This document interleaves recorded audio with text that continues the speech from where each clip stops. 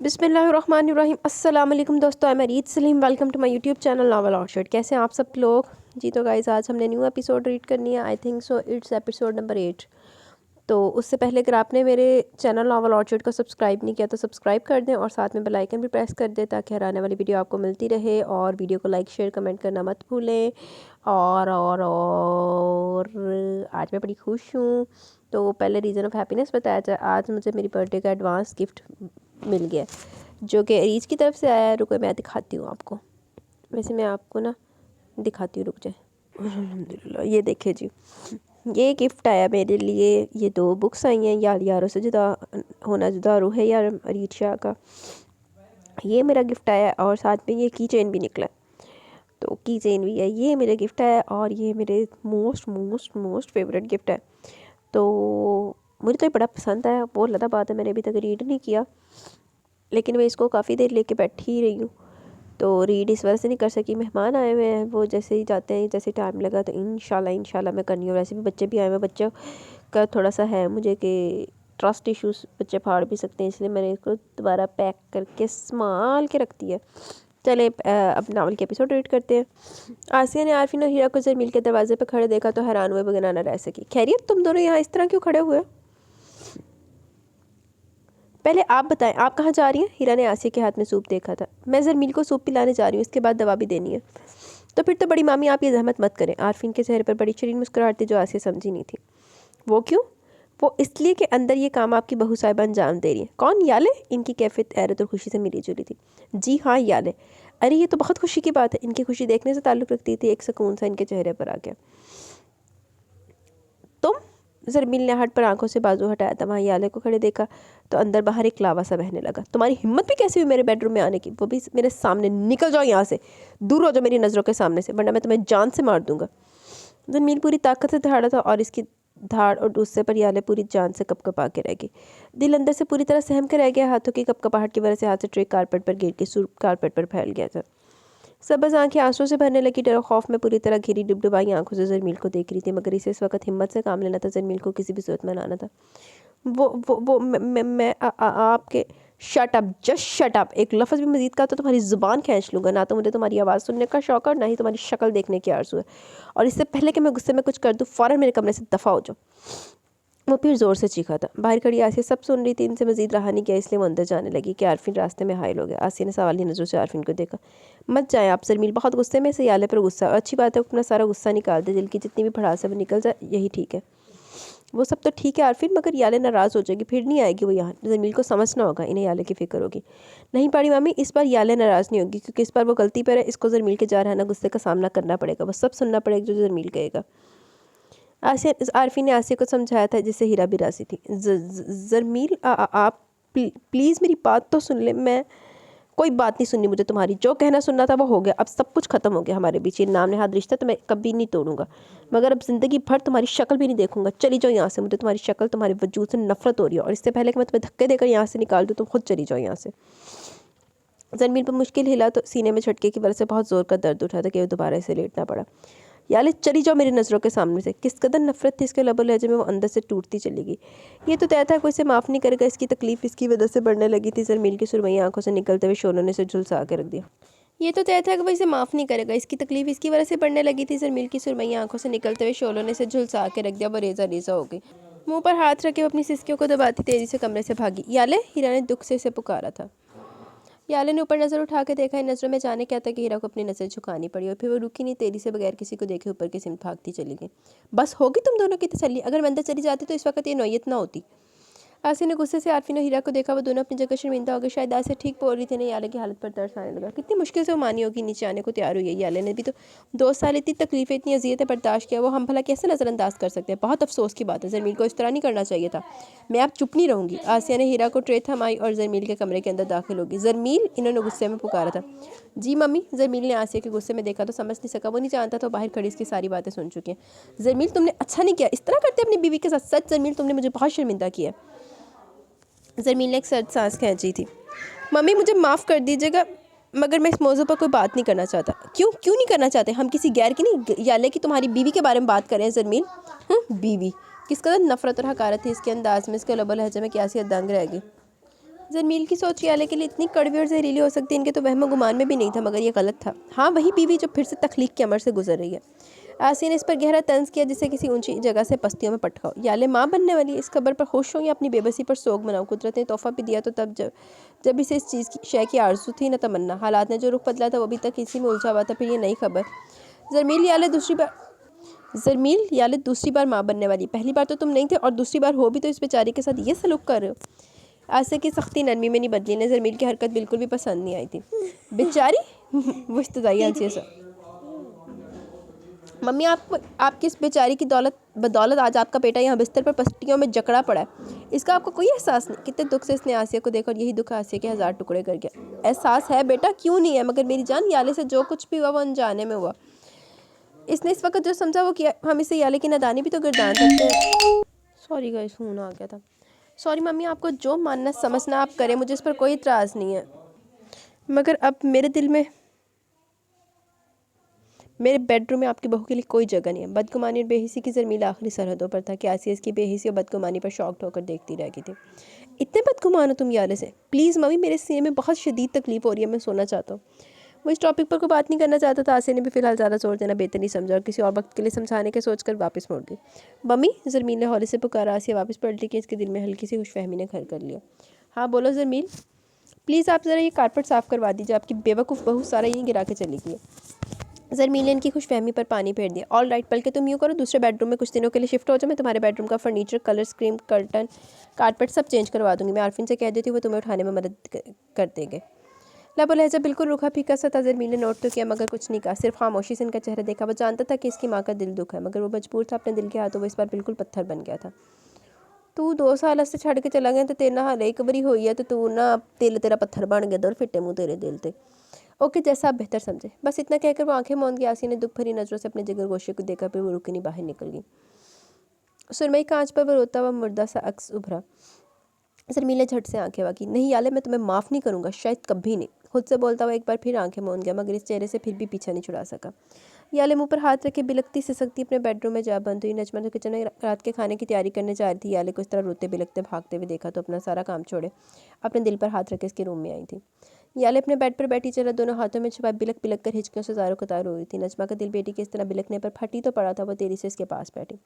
Yale मेरी बच्ची, मेरी जान, क्या हुआ, क्यों इस तरह से रो रही हो? इन्होंने याले के दोनों हाथ इसके चेहरे से हटाए। मामा, माँ की पुरनूर शफकत, इनकी नर्म गर्म आगोश पाकर वो इनके सीने से लगी मजीद बिखरती चली गई। इसकी हिचके में मजीद रवानी आ गई। याले क्यों इस तरह रो रही हो मेरी जान? क्यों मेरी जान निकालोगी? बताओ मुझे, क्या हुआ? किसी ने कुछ कहा है?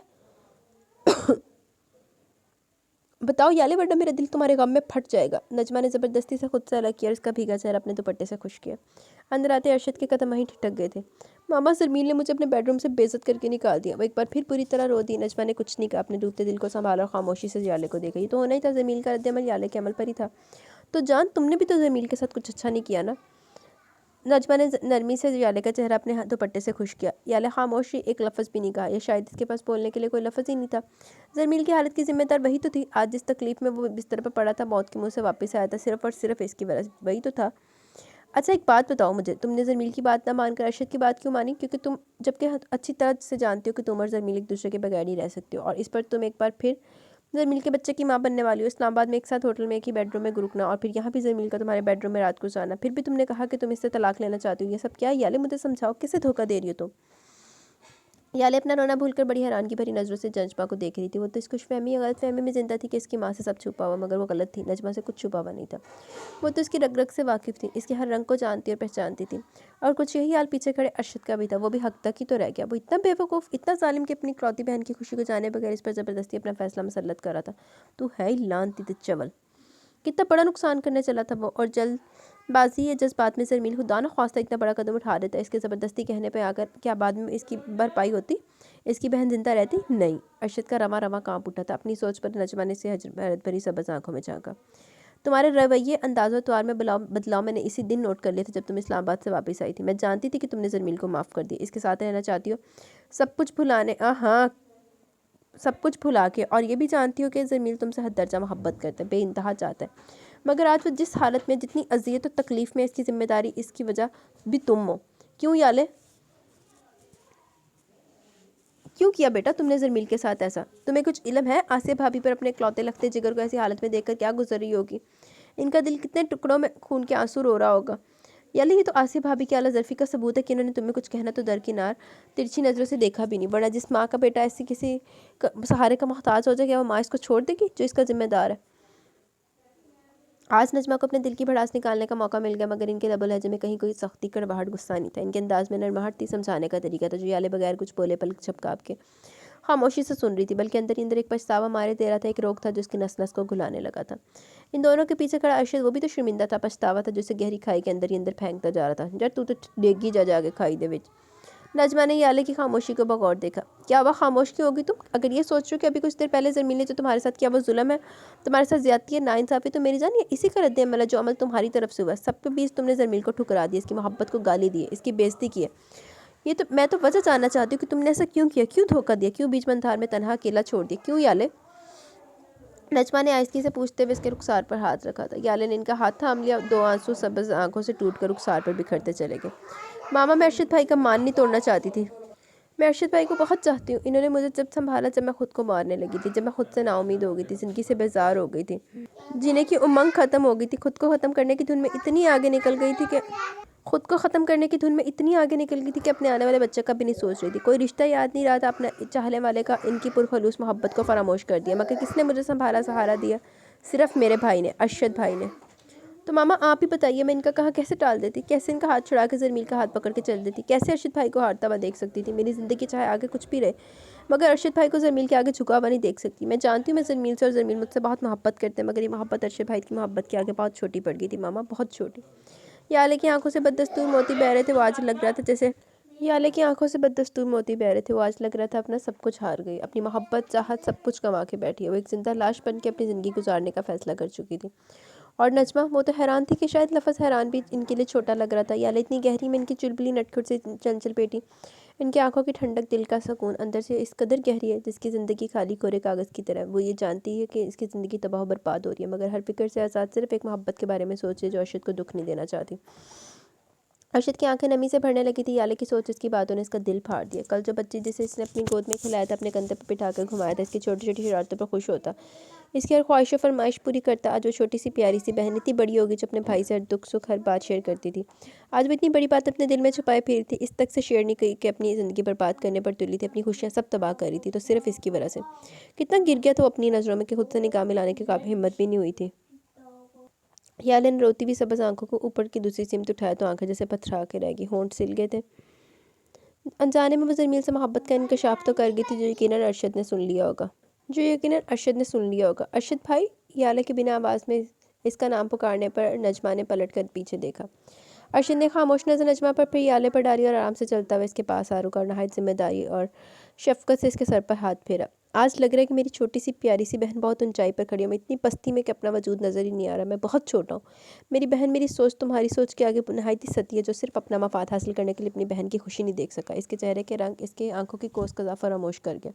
मैं इस कदर अंधा हो गया कि ये भी नहीं जान सका कि मेरी बहन क्या चाहती है। अपनी गर्ज की खातिर अपनी बहन की खुशियाँ बर्बाद कर दी मैंने। नहीं अरशद भाई, आप इस तरह नहीं बोले, आपने कुछ नहीं किया। वो सिसकती हुई थी और अरशद के सीने से लगी हिचकियों से रोती। मैं आपको कोई दुख नहीं देना चाहती थी, और अपने लिए ज़िंदगी भर का जो दर्द ले रही थी, जो रो खुद के लिए ले रही थी, इसका क्या? आज मुझे अंदाज़ा हुआ कि मेरी जज्बाती तबीयत, मेरा गुस्सा किसी और के लिए नहीं, खुद मेरे लिए भी कितना नुकसान दिया। अरशद ने याले के बाल सहराते हुए नजमा को देखा, जिन दोनों बहन भाइयों को ही देख रही थी, मगर अरशद के देखने पर नज़रों का रुख ही बदल लिया, वो इससे नाराज़ थी। अरशद ने गहरी सांस ली। अभी इस वक़्त की डोर इसके हाथ में थी, जिसे थाम कर सब सही फैसला करना था। जो कुछ गलती मुझसे हुई इसका मदावा तो शायद मुश्किल है, और ये भी अल्लाह का शुक्र है कोई पछतावा, कोई महरूमी हाथ नहीं है। जो कुछ गुजर गया इसे वापस तो नहीं पलट सकते, कि ना ही सुधार सकते हैं, मगर अपने आने वाले वक्त को ज़रूर सुधारा जा सकता है। मैं अपनी मासूम प्यारी सी बहन को ज़रूर दूंगा जिसकी वो हकदार है। मुझे अपनी गुड़िया की आंखों में आंसू नहीं, खुशी उमंगों के रंगों के देखने हैं, दीप जलते देखने हैं। अरशद ने इसका चेहरा ऊपर उठाया और इसके बालों पर शफकत से भूसा लिया।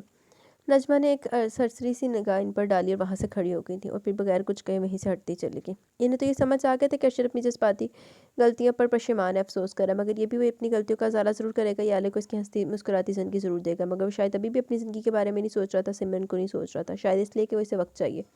अच्छा है, किसी के समझाने से बेहतर है खुद अपने आने वाली ज़िंदगी के बारे में सोचे तो ज़्यादा बेहतर होगा। अरशद एक दुख भरी नज़र जाती हुई नजमा पर डाली। वो जानता था कि इसकी माँ इससे सख्त नाराज़ थी। सिमरन के इसके घर से चले जाने पर वो इससे बात नहीं कर रही थी और अपनी जगह बिल्कुल ठीक थी। इसने अपनी जज्बात थे, तुम्हें बहुत सौ के दिल दुखाए थे, नुकसान किया था, मगर वो कोशिश करेगा सबकी तरह कुछ पहले की तरह ठीक कर दे। यार ये क्या बात हुई, इतने दिन तुम्हारे बगैर मैं कैसे रह सकूंगा? हुनैन अफरीदी सीढ़ियों से उतरता हुआ आ रहा था। इसकी नकसक से तैयारी से लग रहा था वो कहीं जा रहा है, मगर चेहरे की बेजारी से लग रहा था कि प्रोग्राम कैंसिल हो गया। कान से फ़ोन लगाया। वो फ़ोन के इस पार किससे गुफ्तगू महवे गुफ्तगू था वो अच्छी तरह जानती थी। इसके चेहरे की बेजारियत का उतार चढ़ाव को बगौर देख रही थी और अब तो इसकी मौजूदगी पर इसका पूरा वजूद समात बन जाया करता था। हनी 15 दिन की तो बात है, समिया जैदी ने चाहत से कहा था। 15 दिन? हुनैन अफरीदी ने समिया जैदी का लफ्ज़ दोहराया जो इसके लिए कोई मसला नहीं था, मगर शायद हुनैन अफरीदी के लिए ज़िंदगी और मौत के बराबर था। समिया जैदी, तुम्हारे लिए तो 15 दिन कोई मायने नहीं रखते हैं हनी, मगर क्या करूँ? कनाडा से फुप्पो अगर मुझे यहाँ खुद लेने पाकिस्तान आती तो मैं इनके बेटे की शादी में कभी शिरकत नहीं करती, मगर इनकी मोहब्बत के आगे मुझे हथियार डालने पड़े। फुप्पो की मोहब्बत नज़र आ रही है और मेरी मोहब्बत, इसका क्या तुम्हें कुछ एहसास है? हुनैन अफरीदी के लबो लहजे में गुस्से की मामूली सी चिंगारी झलकने लगी थी। ऑफ कोर्स डार्लिंग, है एहसास। तुम्हारी मोहब्बत तो मेरे लिए बहुत मानी रखती है, मगर डियर मेरी मजबूरी भी तो समझो। मैं अपने रिश्तों से भी तो मुंह नहीं मोड़ सकती। जो मुझसे मोहब्बत करते हैं, चाहते हैं, और फिर पापा की भी तो दिली ख्वाहिश है कि मैं शादी अटेंड करूँ। तो तुमने फैसला कर लिया कि तुम जा रही हो मुझे छोड़कर। ओनली 15 डे हनी, सोच लो अगर इन 15 दिन में मुझे किसी और से मोहब्बत होगी तो पछताओगी। तुम ऐसा नहीं कर सकते। मेरी मोहब्बत और बेपनाह हुस्न का इतना गहरा असर है कि तुम पर, कि तुम किसी और चेहरे से की तरफ नज़र भर के देख भी नहीं सकते। समिया जैदी ने नहायत फ़ख्र से कहा था। इसके लहजे में एतमाद बोल रहा था जो हुनैन अफरीदी को मुस्कुराने पर मजबूर कर गया। इतना कॉन्फिडेंस, खुद से भी ज़्यादा। ऑल राइट, तो फिर तुम अपने 15 दिन एंजॉय करो। तुम भी क्या याद करोगी किस सखी से वास्ता पड़ा। थैंक्स। समिया जैदी ने शुक्र का सांस लिया, क्योंकि वो जानती थी हुनैन अफरीदी की नाराज़गी बहुत मुश्किल है। बहुत मुश्किल से मानता था वो। ओके, आपका हुक्म सर आंखों पर, टेक केयर, हुनैन अफरीदी ने कहा। और कुछ नहीं कहोगे? समिया जैदी की इस फरमाइश पर वो धीरे से मुस्कुरा दी। वो तो तुम्हें कहना चाहिए। हुनैन अफरीदी इसकी निराली ख्वाहिश की तरह जानता था। ओके, तो फिर आई लव यू। बगैर किसी झिझक और हया के इसने झटके भी दिया। I love you too. Hunain Afridi ने भी मुस्कुरा के इसका जवाब दिया, फिर फ़ोन ऑफ करके वहाँ सोफे पर बैठ गया। ये सब वहाँ बैठी लारोशा गोलान देख रही थी। इसने अब तो वैसे भी हुनैन अफरीदी की मौजूदगी पर इसका पूरा वजूद ही समात आंखें बन जाया करता था, मगर इस वक्त इसके दिल पर कितने आरे चले थे, दिल कितने ही टुकड़ों में होकर बिखरा था, ये सिर्फ वही जानती थी। हुनैन अफरीदी की बेतनाई इसका इग्नोर करना जाने क्यों इससे बर्दाश्त नहीं होता था। निकाह के जिस बंधन में वो हुनैन अफरीदी के साथ बन गई थी, ये इन्हीं 3 लफ्ज़ों की ताकत थी कि वो हुनैन अफरीदी को सोचने लगी थी, इसे चाहने लगी थी, दिल ही दिल में से सोचने लगी थी, इसकी परस्तिश करने लगी थी। मोहब्बत करती थी वो हुनैन अफरीदी से, जिसका इसे पूरा पूरा हक था, क्योंकि वो इसकी बीवी थी, इसकी शरीक हयात, और हुनैन अफरीदी इसका शौहर, इसका मजाजी खुदा था। तो फिर एक मशरकी बीवी अपने शौहर का किस और लड़की के साथ अफेयर कैसे बर्दाश्त कर सकती थी? मगर लारोशा गोलान को बर्दाश्त करना था, क्योंकि इसके शौहर ने इसे कोई अहदो पैमान नहीं बांधे थे, कोई वादे नहीं किए थे, इसके पल्लू से कोई मीठे लफ्ज़ों की डोर नहीं बांधी थी। बात वादे अहदो पैमान तो दूर की बात, वो तो इस पर एक सरसरी से नज़र भी नहीं डालता था। हुनैन अफरीदी तो समिया जैदी के हुस्न का असीर था, इसकी बातों का गर्वेदा था, इसको सोचता था, इसी को चाहता था। हुनैन अफरीदी के दिलो दिमाग पर समिया जैदी का तो राज था। तो फिर लारोशा गोलान की जगह कहाँ निकलती थी? हुनैन अफरीदी जो अभी तक समिया जैदी की हंसी इसकी बातों में खोया हुआ था, कि नज़र अब लारोशा गोलान पर पड़ी, जो बिना पल के चपकाई एकटक इसे ही देख रही थी।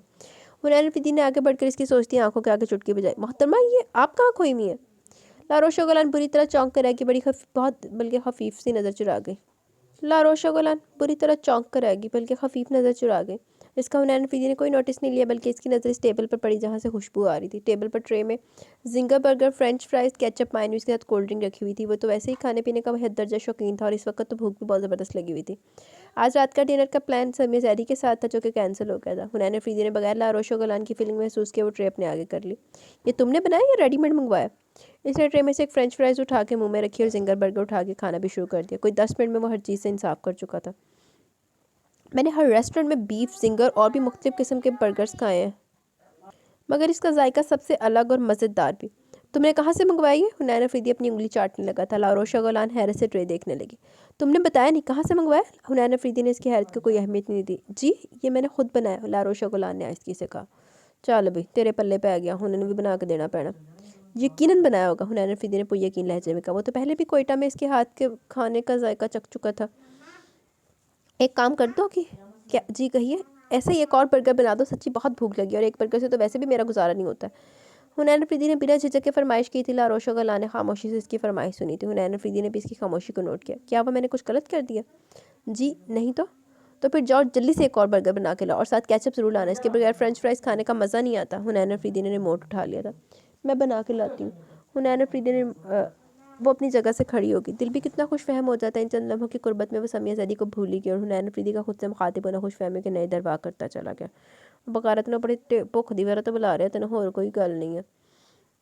किचन समेट कर अपने बेडरूम में आई तो आरफीन को बेड पर मैगजीन पढ़ते हुए पाया। वो तो समझी थी कोई बेखबर सो गया होगा, इसलिए जानकर इतनी लेट कमरे में आई। वो फिलहाल इसका सामना नहीं करना चाहती थी। जाने अनजाने में इसने आरफीन को बहुत हर्ट भी तो किया था। कितनी साइड लेती थी वो सोमी की, हर वक्त ये कहती कि वो सोमी की अमानत है।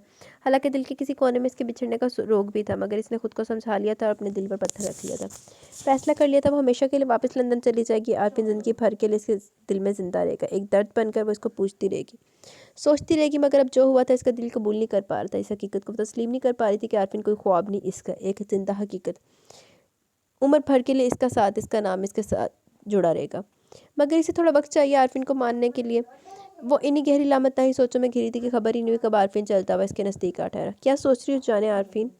आरफीन ने मकसूम के चेहरे पर आती एक करली लट को हल्के से फूंक मारी कि हुश की दुनिया में आकर बगौर इसकी आंखों में अपना अक्स देखने लगी।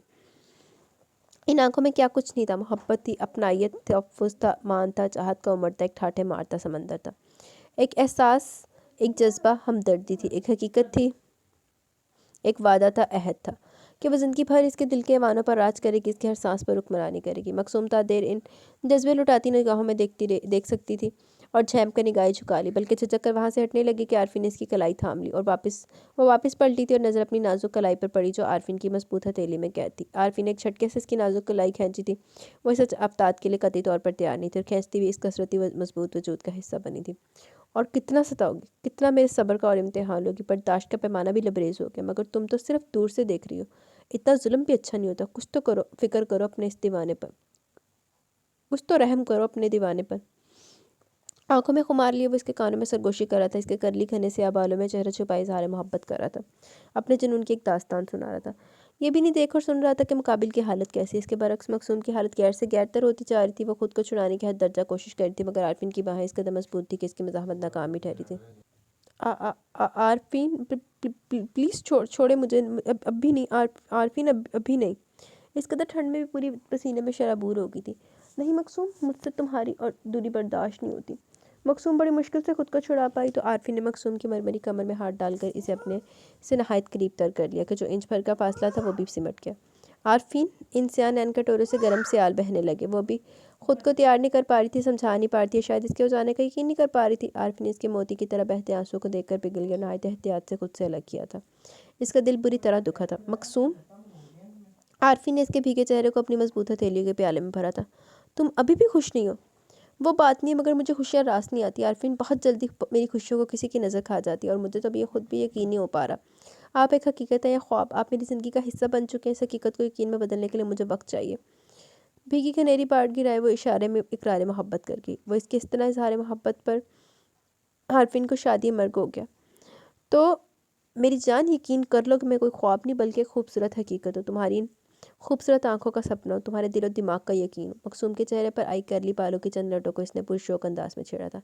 मगर आरफीन, अगर ये हकीकत है तो ये भी हकीकत है कि आप मेरे बारे में कुछ भी नहीं जानते। मैं कौन हूँ, लंदन से यहाँ क्यों आई हूँ, मेरा माजी, मेरा गुजरा एक एक पल कैसा है, आपको ये सब जानना चाहिए आरफीन। मकसूम ने बेख्तियार इसकी दोनों हथेलियों की पुष्ट पर हाथ रखा जो अभी भी इसके चेहरे पर थे। बस इतनी सी परेशानी है। आरफीन ने चाहत से इसकी सियाह आंखों में झांका था। तो मेरी जान, तुम कौन हो, तुम्हारा गुजरा पल, तुम्हारा माजी क्या है, मुझे इन सबसे कोई सरोकार नहीं। मैं बस इतना जानता हूँ कि तुम मेरा आज हो, तुम मेरे लिए बहुत कीमती हो। मेरे दिल के ऐवानों पर हुकूमत करती हूँ, जिसकी मैं परस्तिश करता हूँ, जिसे मैं पागलों की तरह चाहता हूँ, दीवानों की तरह प्यार करता हूँ और बेइंतहा मोहब्बत करता हूँ। और दिन से मोहब्बत की जाए इनकी आंखों में आंसू बर्दाश्त नहीं करते। आरफीन ने नहायत मोहब्बत से इसके रुखसार पर बहते आंसू साफ किए। लेकिन आरफीन, आरफी ने इसके पिंक कप कपाते लबों पर अपनी गश्त शहादत रख दी। कुछ मत बोलो, बस इन लम्हों को महसूस करो, इन सातों को सुनो कि ये क्या कहानी सुना रहे। ये कह रहे हैं कि तुम्हारा साथ मेरी ज़िंदगी को बहुत खूबसूरत बना गया, मुझे मुकम्मल कर दिया तुम्हारे वजूद ने। वो फिर से कहने लगा, आंखों में खुमार था, लबो लहजे में इसको पाने का नशा था, खुशी थी चेहरे पर वही चमक लिए। वो इस पर झुका था कि मकसूम एक झटके से पीछे हुई, पीछे खड़ी थी, मजबूत दीवार से लगी थी। आरफी ने पुरशौक निगाहों से इसे देखा, डरी सहमी वो कोई खौफजदा चिड़िया लग रही थी, घबराई हुई हिरनी जिसे शिकार शिकारी अपने जाल में जकड़ के सफ़ेद घोड़े पर उठा कर ले जाएगा। मगर आरफीन भी मुकाबिल भी आरफीन था, जिसे अपने नफ्स पर, अपने असाब पर भरपूर कंट्रोल हासिल था। इसका असूल तो पहले भी मुश्किल नहीं था और अब भी नहीं रहा था, मगर मकसूम के एतमाद पर इसकी अना पर ज़रब लगा कर इसे पाना नहीं चाहता था। वो इन आंखों में डर और खौफ, चेहरे पर कुछ खोने का साया नहीं देखना चाहता था, और वो इन आंखों में इसके लिए मोहब्बत और चाहत के दीप जले देखना चाहता था। चेहरे पर इसे पाने की खुशियों की चमक देखना चाहता था, पर पूरा एतमाद देखना चाहता था, कमज़ोर नहीं। आरफीन आगे बढ़ा और दोनों हाथ इसके दाएं बाएं टिकाए कर इस पर थोड़ा झुका इन स्या खौफज़दा आंखों में झांकने लगा, जहाँ इसे अपना ही मुस्कुराता हुआ अक्स नजर आ रहा था। इट्स ओके, जहाँ इतना सब्र, इतना बर्दाश्त किया तुम्हारी फ़ुरकत और रफ़ाकत के लिए, वहाँ थोड़ा और से। मगर खुदारा इंतज़ार इतना तवील मत रखना, वरना तुम्हारा एक दीवाना कहीं अपनी जान से हाथ ना धो बैठे। खुदा ना करे। बेसाख्ता मकसूम ने इसके हिलते लबों पर हाथ रखा था। इसके इस जुमले पर इसका दिल सहम कर सुकड़ा था और फिर खुद ही अपनी बेसाख्ती पर बुरी तरह झेम कर रह गई। हाथ हटा ही रही थी कि आरफी ने फ़ौरन इसका हाथ पकड़ा और आहिस्तगी से अपने लबों के करीब करके इस पर अपने दहकते लब रख दिए थे। Good night. इसका गाल थपथपा के वहाँ से हटता चला गया और वापस बेड पर कंबल ओढ़े सोने की तैयारी करने लगा। मकसूम ने सहमी सहमी नज़रों से आरफीन को देखा और अपनी बेपनाह शोर मचाती धड़कनों पर काबू पाया था। रुकती सांसों को बहाल किया और आहिस्ता आहिस्ता चलती हुई बेड की दूसरी साइड पर आकर बिल्कुल कोने में लेट गई। आंखों से नींद तो कोसों दूर थी, मगर जब भी आंखें बंद करती आरफीन का पुरशौक सा मुस्कुराता चेहरा झिलमिलाने लगता, तो पिंक होंठों पर खुद ब खुद मुस्कुराहट रेंगने लगती। याले अपने बेडरूम में दासो अफसुर्दा बैठी थी, उजड़े बाल, बिखरी हालत, जो जाने कब से ऐसी थी। मर्द के शक्ल आलूद कपड़े थे जो कोई एक हफ्ते से इसके जिस्म की जीनत बने हुए थे। खुद से बेखबर बेगाना वो सामने खेलते रज़ा को खिलौने से खेलता देख रही थी। अरशद इसके रूम में आया तो इसे ऐसी उजड़ी बिखरी हालत में देखकर इसके दिल को ज़ोर से धक्का लगा। किस कदर खून खून हुआ था इसका दिल, किसका खुदा ही जानता था। इसकी छोटी सी प्यारी इकलौती बहन ने कितने गम उठाए, दर्द से, तकलीफ़ों से चूर चूर हो गई, सब कुछ अंदर ही अंदर बर्दाश्त करती चलेगी। ऊपर से अरशद की जज्बातियत ने इसका रहा सा सुकून भी छीन लिया था। इसे बर्बाद करने में कोई कसर नहीं उठा रखी थी, जिसे वो जानने का दावा बड़े एतमाद से करता था। असल में वो इसे बिल्कुल नहीं जानता था। इसके दिल में झांक कर ये नहीं देख सका कि वह सिर्फ और जरमील से प्यार करती है, इसे बेइंतहा चाहती है। अब इसका सगा भाई कितने आराम से इसका घर बिगाड़ने चला था, ये सोचे समझे बगैर के अगर खुदा ना ख्वास्ता जरमील ने इसे जिस बात की रूह में बहकर तलाक दे भी दी, तो शायद वो इसी वक्त मर जाती, इसकी सांसें रुक जाती। अरशद अपने किए पर जितना शर्मिंदा होता कम था। वो पछता रहा था अपनी बहन याले और भाई जैसे दोस्त जरमील के साथ अपने ऐसा बदतरीन और घटिया सलूक करके। मगर अभी भी कुछ नहीं बिगड़ा, वो हालात को संभाल सकता था, अपनी बहन की ज़िंदगी खुशियों भरी रनाई ऐसे दे सकता था। वो इसका घर आबाद करेगा, अपनी गलती का मत दावा करेगा। याले, अरशद ने धीरे से आवाज़ दी थी, मगर वहाँ होती तो जवाब देती ना। इसका पूरा वजूद, इसका ध्यान, इसकी सोच के ताने बाने तो सिर्फ और सिर्फ जरमील के इर्द गिर्द गर्दिश कर रहे थे। अरशद चलता हुआ आया और इसके पास आ ठहरा। याले बेटा। इसने याले के सर पर दस्ते शफ़क़त का हाथ रखा। ड्राइंग रूम में आसिया और फ़हीम अहमद सोफे पर पराजमान चाय पी रहे थे। दोनों की नज़र इन पर पड़ी, बल्कि आसिया तो अपना चाय का कप रख के खड़ी होकर जाने भी लगी, मगर फ़हीम अहमद ने इशारे से इन्हें रोक दिया। जरमील फिर ना निकाल दे इसे कमरे से याले को, और फिर अरशद भी साथ है, मामला मज़ीद न बिगड़ जाए। इनके दिल का डर चेहरे पर बहुत वाज़ेह था। कुछ देर रुक जाओ, फिर देखते हैं। इन्होंने संजीदा अंदाज में एक और चाय का कप टेबल पर रखे टीवी ऑन करके बिजनेस न्यूज़ सुनने लगे। आसिया ने बेबसी से फ़हीम अहमद को एक नज़र देखा और वापस सोफे पर बैठ गई, मगर इनका दिल और दिमाग, इनकी नज़र सब जरमील के बेडरूम में थी। जरमील बैकग्राउंड से टेक लगाए मैगज़ीन देख रहा था। जरमील, अरशद ने हौले से पुकारा था। जरमील ने मैगज़ीन से नज़र हटाकर ऊपर की नज़रें उठाई। सामने अरशद खड़ा था, जिसकी गोद में रज़ा था और बराबर में याले खड़ी थी, जिसकी निगाहें नीचे कारपेट पर गड़ी हुई थी। जरमील ने याले को बुरी तरह नज़रअंदाज किया और हाथ अरशद की गोद में रज़ा की तरफ बढ़ाया था। वो कलकारियाँ भरता हुआ अरशद की गोद से उचकता जरमील की तरफ आया। अरशद ने बगौर जरमील को नोट के नज़र उठा के भी नहीं देखा था। अरशद ने बिल्कुल बुरा नहीं मनाया। जरमील, रज़ा को प्यार करते जरमील ने अरशद को देखा। हाँ अरशद बोलो।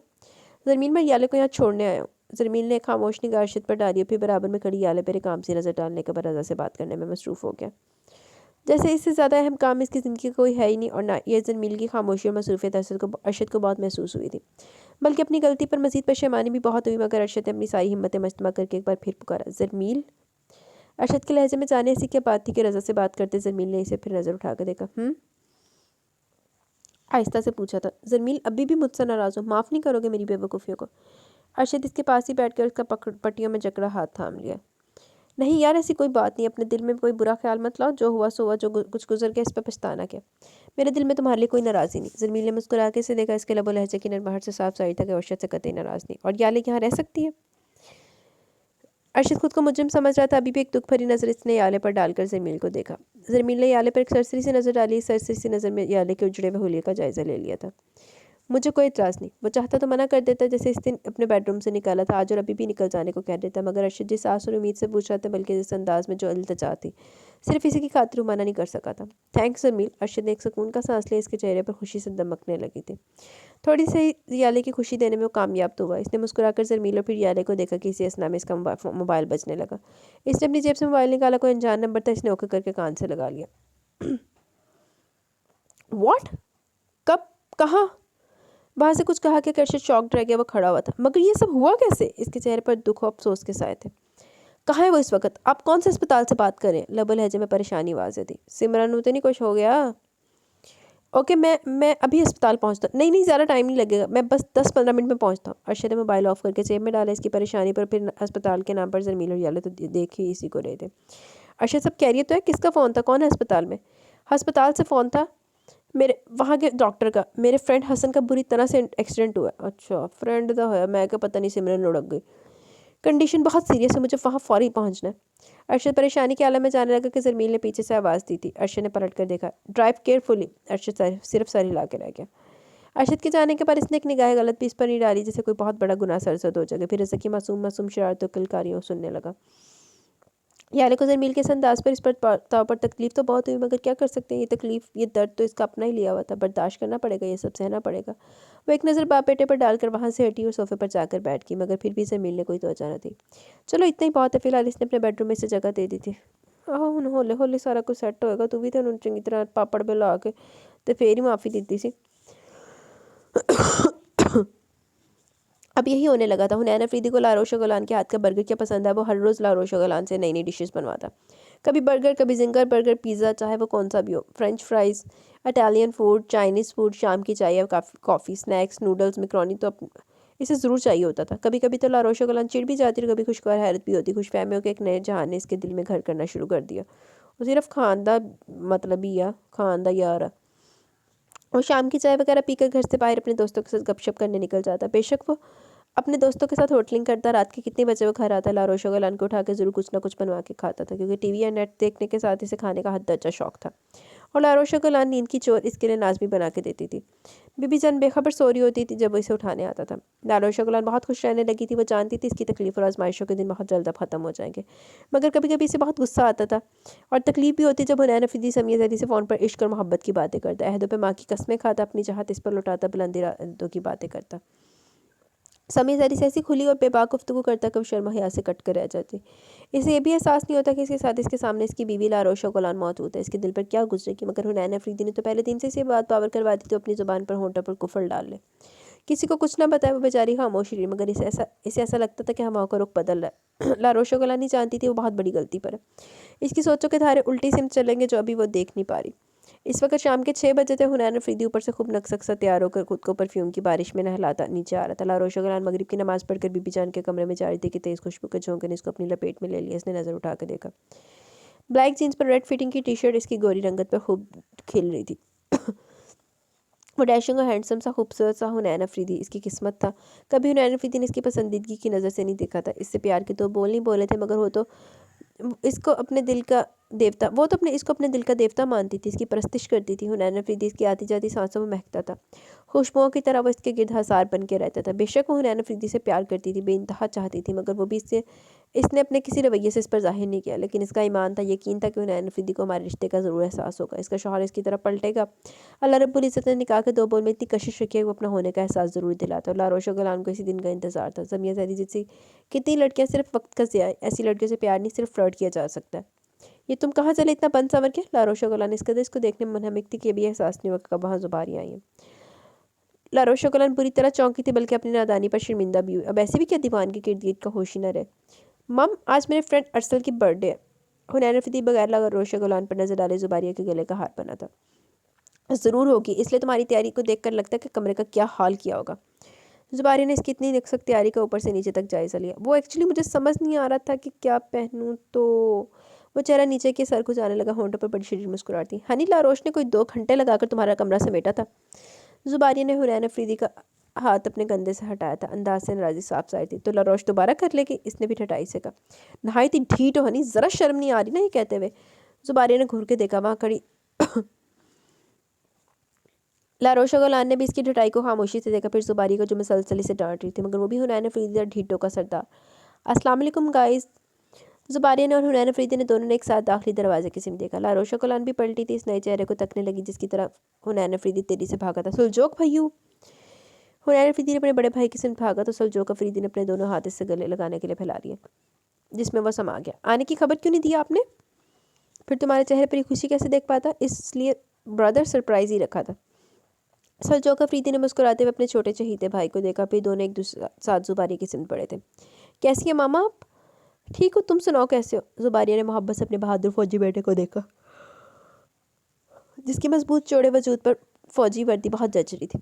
जाने की आंखें नमी से भरने लगी, शायद इतने दिन बाद देख रही थी। मैं भी ठीक हूँ, बस सारा हल्का सा फ्लू हो गया था जिसकी वजह से फीवर भी हो गया, मगर अब बिल्कुल ठीक हूँ और मज़ीद आप लोगों को देखकर ठीक हो जाऊँगा। सुलजोक अफरीदी ने जुबारी के दोनों हाथ अकीदत से सामने थे। कब हो गया था? बताया क्यों नहीं मेरी जान? दवाई वगैरह ली? डॉक्टर को दिखाया? जुबारिया के चेहरे पर ममता से भरी फिक्र दर आई। इन्होंने सुलजोक अफरीदी के चेहरे पर गले पर हाथ रखकर टेम्परेचर चेक किया, जो कि बिल्कुल ठीक था। सुलजोक अफरीदी इनकी फिक्र पर हौले से मुस्कुरा दी, नहायत नरमी से इनके हाथ थाम कर इस पर बूसा लिया था। आई एम ऑल राइट मामा, मैं अब बिल्कुल ठीक हूँ। हुनैन अफरीदी भी फिक्र से इसे देखने लगा, मगर जब मुतमिन हो गया कि वो बिल्कुल ठीक है तो जगह ज़राफत फिर से फड़कने लगी। सुलजोक भैया, कहीं किसी के रोग में तो बीमार नहीं पड़ गए थे? हनी हरदम का मजाक मत किया करो, जुबारिया ने इसको डांट दिया, जिस पर सुलजोक अफरीदी हल्के से हंसती है। मामा मत डांटिए इसको, इसका तो मिजाज है ही खलंडरा सा। सुलजोक अफरीदी ने जानिसार नज़रों से देखते हुए इसके बने सवरे बालों को बिगाड़ लूँ। ठीक कहते हो, हनी को कुछ भी कह लो मगर इस पर कुछ असर नहीं होता। अब देखो जाने किसकी बर्थडे में जा रहे हैं साहबजादे। जुबारे ने हुनैन अफरीदी को देखा, जिसका बचपन अभी भी तक नहीं गया था। मगर बर्थडे में जाना अब कैंसिल। सुलजोक भैया की आने की खुशी में आज माँ बदौलत घर पर ही रहेंगे। नहायत फ़ख्र से इसने अपने फर्जी कॉलर झाड़े थे। सोच लो तुम्हारी गर्लफ्रेंड नाराज़ हो जाएंगी। सुलजोक अफरीदी ने इसे डराने वाले अंदाज में कहा। सुलजोक भैया, मेरी गर्लफ्रेंड्स आपसे बढ़कर नहीं है, इसलिए जब तक आप छुट्टियों पर हैं मैं घर पर ही हूँ। फिर तो अपनी सारी गर्लफ्रेंड्स को गुड बाय कह दो, क्योंकि मैं मुस्तकिल यही हूँ। क्या मतलब? बारिया ने जल्दी से पूछा। मतलब ये मामा कि मेरी पोस्टिंग अब यही कराची में हो गई है। रियली सुलजोक भैया? सबसे ज़्यादा खुशी हुनैन अफरीदी को हुई थी। Yes my naughty brother. Suljok Afridi ने अपना कैप इसके सर पर रखा, इसे इसना में मुस्कुराते हुए इसकी नज़र वहीं खड़ी लारोशा गोलान पर पड़ी। सुलजोक अफरीदी ने खामोशी से बगौर लारोशा गोलान को देखा था। अगर मैं गलत नहीं हूँ तो ये लारोश है। सुलजोक अफरीदी की नज़रों में पसंदीदगी के रंग उभरे थे। जुबारिया ने सुलजोक अफरीदी के देखने पर लारोशा गोलान को देखा, फिर अपनी बेपरवाही पर थोड़ा गुस्सा भी आया। अरे देखो ज़रा, तुम्हारे आने की खुशी में अपनी प्यारी सी बेटी को बिल्कुल नज़रअंदाज करके जुबारिया आगे बढ़ी और लारोशा गोलान को खुद से लगाया। सुलजोक, आपने बिल्कुल ठीक पहचाना, ये लारोश है, मेरी बहुत प्यारी सी बेटी। सुलजोक अफरीदी के देखने पर लारोशा गोलान ने सलाम किया। वालेकुम अस्सलाम, खुश रहो मामा, जैसा आपने बताया था ये इससे ज़्यादा इनोसेंट और प्यारी है। सुलजोक अफरीदी ने मुस्कुराते हुए इसका मासूम चेहरा देखा। लारोशा गोलान सुलजोक अफरीदी के देखने पर फिर इसकी तारीफ पर झेंप कर रह गई, बल्कि जाने क्यों इस चोर सी नज़र हुनैन अफरीदी पर भी डाली, जिसकी मौजूदगी में ही वो खुद को महफूज समझती थी।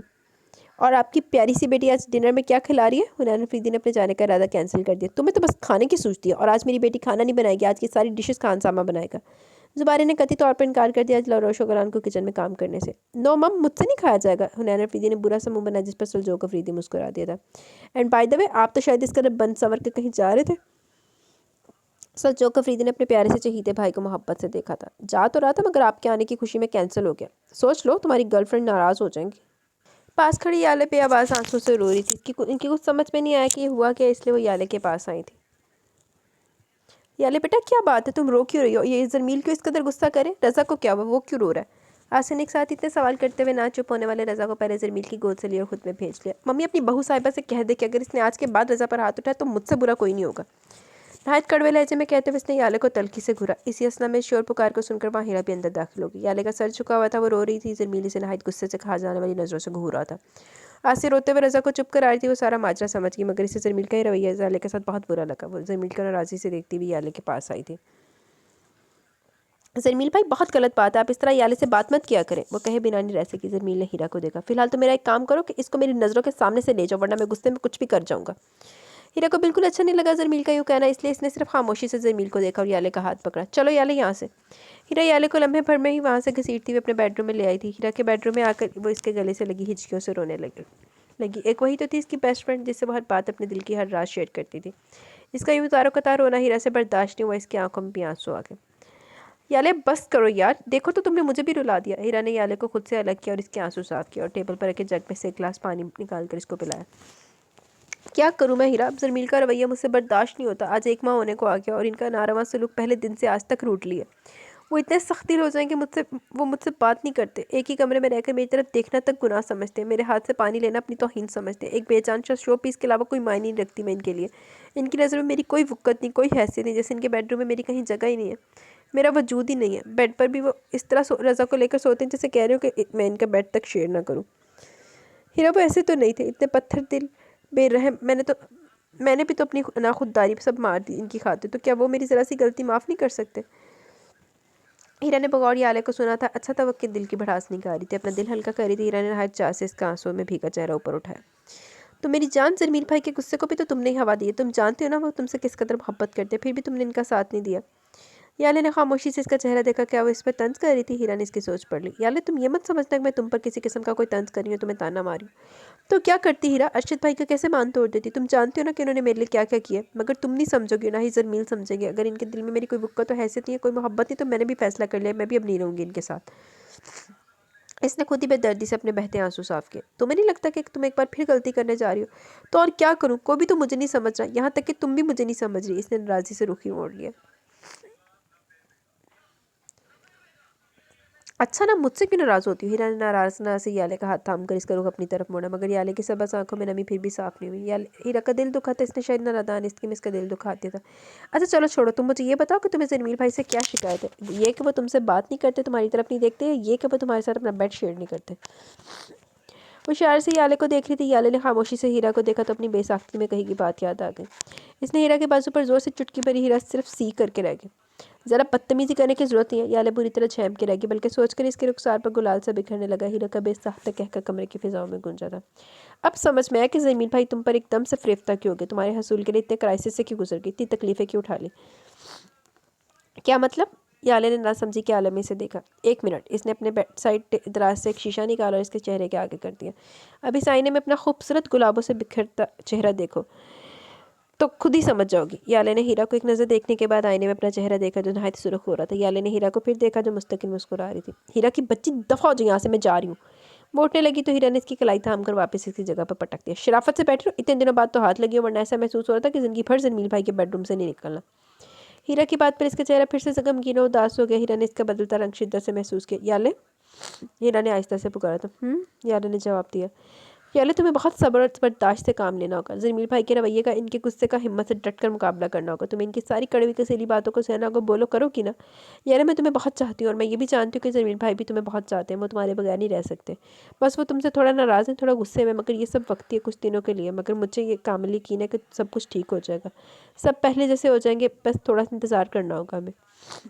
हीरा ने नहायत नरमी से समझाया था। वो समझ गई कि याले फिर से हारने लगी है, मगर वो इसे हारता हुआ नहीं देख सकती थी। याले मानोगी ना मेरी बात, मैं तुम्हें हारता हुआ नहीं देख सकती। याले, हीरा के बहुत समझाने पर याले के अंदर हिम्मत पैदा हुई। वो हारेगी नहीं, जीत जाएगी। जरमील की सारी बेरुखियों को मुस्कुरा कर सह जाएगी। ठीक है हीरा, मैं हारूंगी नहीं, मैं जरमील का इंतजार करूंगी, हिम्मत से काम लूंगी। याले की बात पर हीरा हौले से मुस्कुरा दी और आगे बढ़कर इसे प्यार किया। अच्छा, अब सारी टेंशन को दूर करो, मुझे सबसे अहम बात ये बताओ कि तुम्हें रोना सबसे ज़्यादा किस बात पर आ रहा है? हीरा ने माहौल की कसाफत को दूर करने के लिए फिर से याले को छेड़ा। याले इसकी छेड़खानी अच्छी तरह समझ गई थी। हीरा की बच्ची। याले ने भी ना आओ देखा ना ताओ अपने पीछे से कुशन उठाकर खूब इसकी तवाज़ा की थी। पूरे कमरे में दोनों की हंसी गूंजने लगी। आज राबे के किसी जानने वालों के यहाँ मंगनी की तकरीब थी। इनकी तबीयत कुछ नासाज थी, इसलिए उन्होंने आरफिन और मकसूम को कह दी कि वो जाएंगे। मकसूम बेटा, तैयार होगी? राबे कमरे में दाखिल हुई। मकसूम वार्डरोब के पास खड़ी कपड़े देख रही थी। समझ नहीं आ रहा था कि क्या पहने आज मंगनी की तकरीब में पहन के जाने के लिए। अम्मी, आपकी बहू साहिबा से अभी तक कपड़ों का सिलेक्शन ही नहीं हो रहा, तो सोचे कि तैयार होने में कितना टाइम लगाएगी। ड्रेसिंग रूम से निकलते आरफिन ने कहा। ब्लैक जीन्स पर थानी टी शर्ट जिसकी हाफ फिटिंग की स्लीवलेस फिटिंग की कीमती टी शर्ट में इसकी बॉडी बिल्डर शख्सियत मजीद नुमाया लग रही थी। हाफ स्लीव्स इसके कसरती बाजू में ऐसा लगता है जैसे वो इन मजबूत बाजू में हमेशा महफूज रहेगी। वो इसे सर्दों गर्म हवाओं से बचा के रखेगा, हल्की सी भी आंच नहीं आने देगा। इस पर इतना यकीन हो गया था इसे आरफिन पर। आरफिन इस पर बहुत खूबसूरत लग रहा था, मुकम्मल मर्दाना वजाहत, हुस्न का शाहकार। मकसूम ने कनखियों से इसका पूरा जायज़ा ले लिया था। यार, तुम्हारी प्रॉपर्टी छुप छुप कर क्यों देख रही हो? इस्तेहकाक से देखो, तुम्हें तो परमिट हासिल है। शीशे से इसने मकसूम की चोरी पकड़ ली, जिस पर मकसूम झेम कर निगाह झुका के। ऊपर से आरफिन की आंख मारकर शरारत करना इसे मजीद ब्लश करके। राबिया ने इसे वार्डरोब से हटाकर खुद इसके लिए एक सूट सेलेक्ट कर लिया। ये लो मकसूम, इसे पकड़ो, जाओ जल्दी से तैयार हो जाओ। ये मकसूम की आंखें हैरत से वह हैंगर देखने लगी जिसमें इस्त्रीशुदा साड़ी हैंग की हुई थी, ब्लैक कलर की जॉर्जेट की साड़ी जिसके बॉर्डर पर चौड़ी सी हसीन तरीन फैंसी लेस लगी हुई थी, और यही बेल इसके ब्लाउज की आस्तीन पर खूब बाहर दिखा रही थी जिसके गले पर नाजुक सी कढ़ाई थी। हाँ, ये क्यों अच्छी नहीं है? राबिया ने मकसूम को मुस्कुरा के देखा था। नहीं अम्मी, बहुत खूबसूरत है, मगर अम्मी मैंने कभी भी ये ड्रेस नहीं पहना। कि इस कदर मासूमियत है इसके अंदाज में कि सामने बैठा आरफिन हौले से हंसती है। कोई बात नहीं जान, मैं साड़ी बांधना सिखा दूंगी। तुम एक काम करो, पहले मेरे साथ ड्रेसिंग रूम में चलो, मैं तुम्हें तैयार कर देती हूँ। मगर अम्मी मुझ पर साड़ी अच्छी नहीं लगेगी। वो किसी तरह नहीं चाह रही थी कि साड़ी बांधे इसमें जिसमें सरापा नुमाया होता था। ये तुम कैसे कह सकती कि तुम पर साड़ी अच्छी नहीं लगेगी? तुम तो इतनी प्यारी और खूबसूरत हो कि तुम जो भी पहनोगे अच्छा लगेगा। चलो अब जिद मत करो, आओ मैं तुम्हें तैयार करती हूँ। फिर तुम खुद आईने से पूछना, वो तुम्हें बताएगा कि तुम कैसी लग रही हो। राबिया इसका हाथ पकड़कर ड्रेसिंग रूम में ले गई थी। कोई 15 मिनट में राबिया ने इसे साड़ी बांध दी। ड्रेसिंग रूम का दरवाज़ा भी खोल दिया गया था। मकसूम एक कदम ही आगे बढ़ी थी कि साड़ी की सारी प्लेटें खुल गई। ओह शिट, इसने तेजी से साड़ी संभाली। इसकी सबसे बड़ी वजह ये थी कि सामने बिल्कुल आरफिन बैठा हुआ था, इसका रुख यहीं पर था। ओहो, राबिया ने भी देखा। अम्मी प्लीज़ मुझे रहने देना, मैं कोई सूट पहन लेती हूँ। आरफिन की मौजूदगी में वो घबराहट और शर्मा हया के मारे सुर्ख हुई जा रही थी। पहली दफ़ा साड़ी बांधी थी जो किसी अजाब से कम नहीं लग रही थी। यही वजह थी कि वो इस अजाब से जान छुड़ाना चाह रही थी। नहीं तुम रुको, हम शायद सेफ्टी पिन लगाना भूल गए। इन्होंने मकसूम की साड़ी का पल्लू पकड़कर ज़मीन पर गिरा दिया और साड़ी की सारी प्लेटें फिर से पकड़कर सेट करने लगी। इसकी हालत से बेखबर वो साड़ी सेट करने में मगन थी। इसका दिल पूरी तरह धड़के जा रहा था, जैसे मजबूत पसलियों की दीवार तोड़ के अभी बाहर आ जाएगा, क्योंकि इन दो निगाहों में शोखियाँ शोखियाँ चुभरने लगी थी। बहुत मुश्किल से वो सियाह निगाहें ऊपर उठी थी। मैं आऊँ? आरफी ने अपने सीने पर हाथ के इशारे से वहाँ मकसूम के पास आने की इजाज़त मांगी। नहीं। मकसूम ने बेसाख्ता घबरा के नफ़ी में इधर उधर गर्दन हिलाई थी। घनेरी स्याह पलकें सजदरेज हो गई थी। इसकी पलकों और होंठों के लरजने से साफ साइड था आरफिन की मौजूदगी से बेइंतहा घबरा रही है। ये लो, अब नहीं खुलेगी साड़ी। राबिया ने इसकी साड़ी की प्लेटों पर सेफ्टी पिन लगाई और साड़ी के पल्लू पर खूबसूरत सा ब्रोच लगाकर सेट कर दिया था।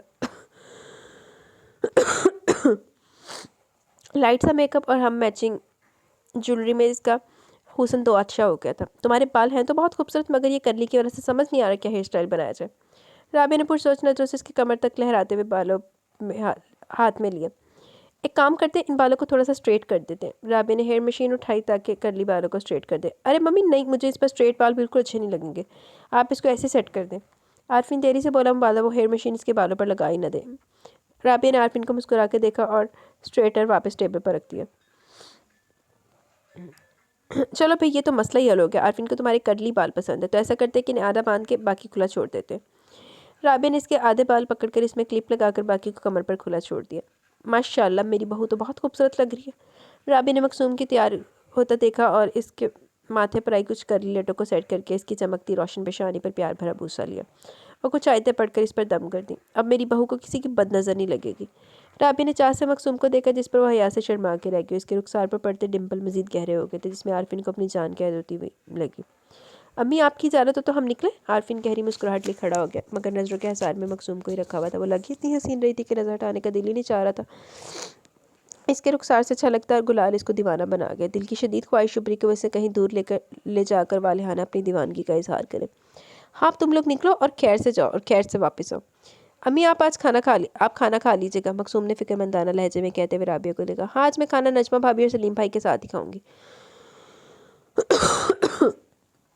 तो फिर तो हमारी फिक्र ख़त्म होगी। आरफी ने मुस्कुराते हुए राबिया को देखा और ड्रेसिंग टेबल से अपना वॉलेट निकाला। अल्लाह हाफिज़। फ़ी अमान अल्लाह। राबिया भी मुस्कुराती हुई इनके साथ नीचे तक आई थी। कॉरिडोर में 2-3 अच्छी और न्यू मॉडल की गाड़ियों के साथ एक बाइक भी खड़ी थी। आरफी ने इसकी बाइक की सिम बढ़ा। हम इस पर जाएंगे? मकसूम को तो इसकी बाइक देखकर ही जान निकल गई।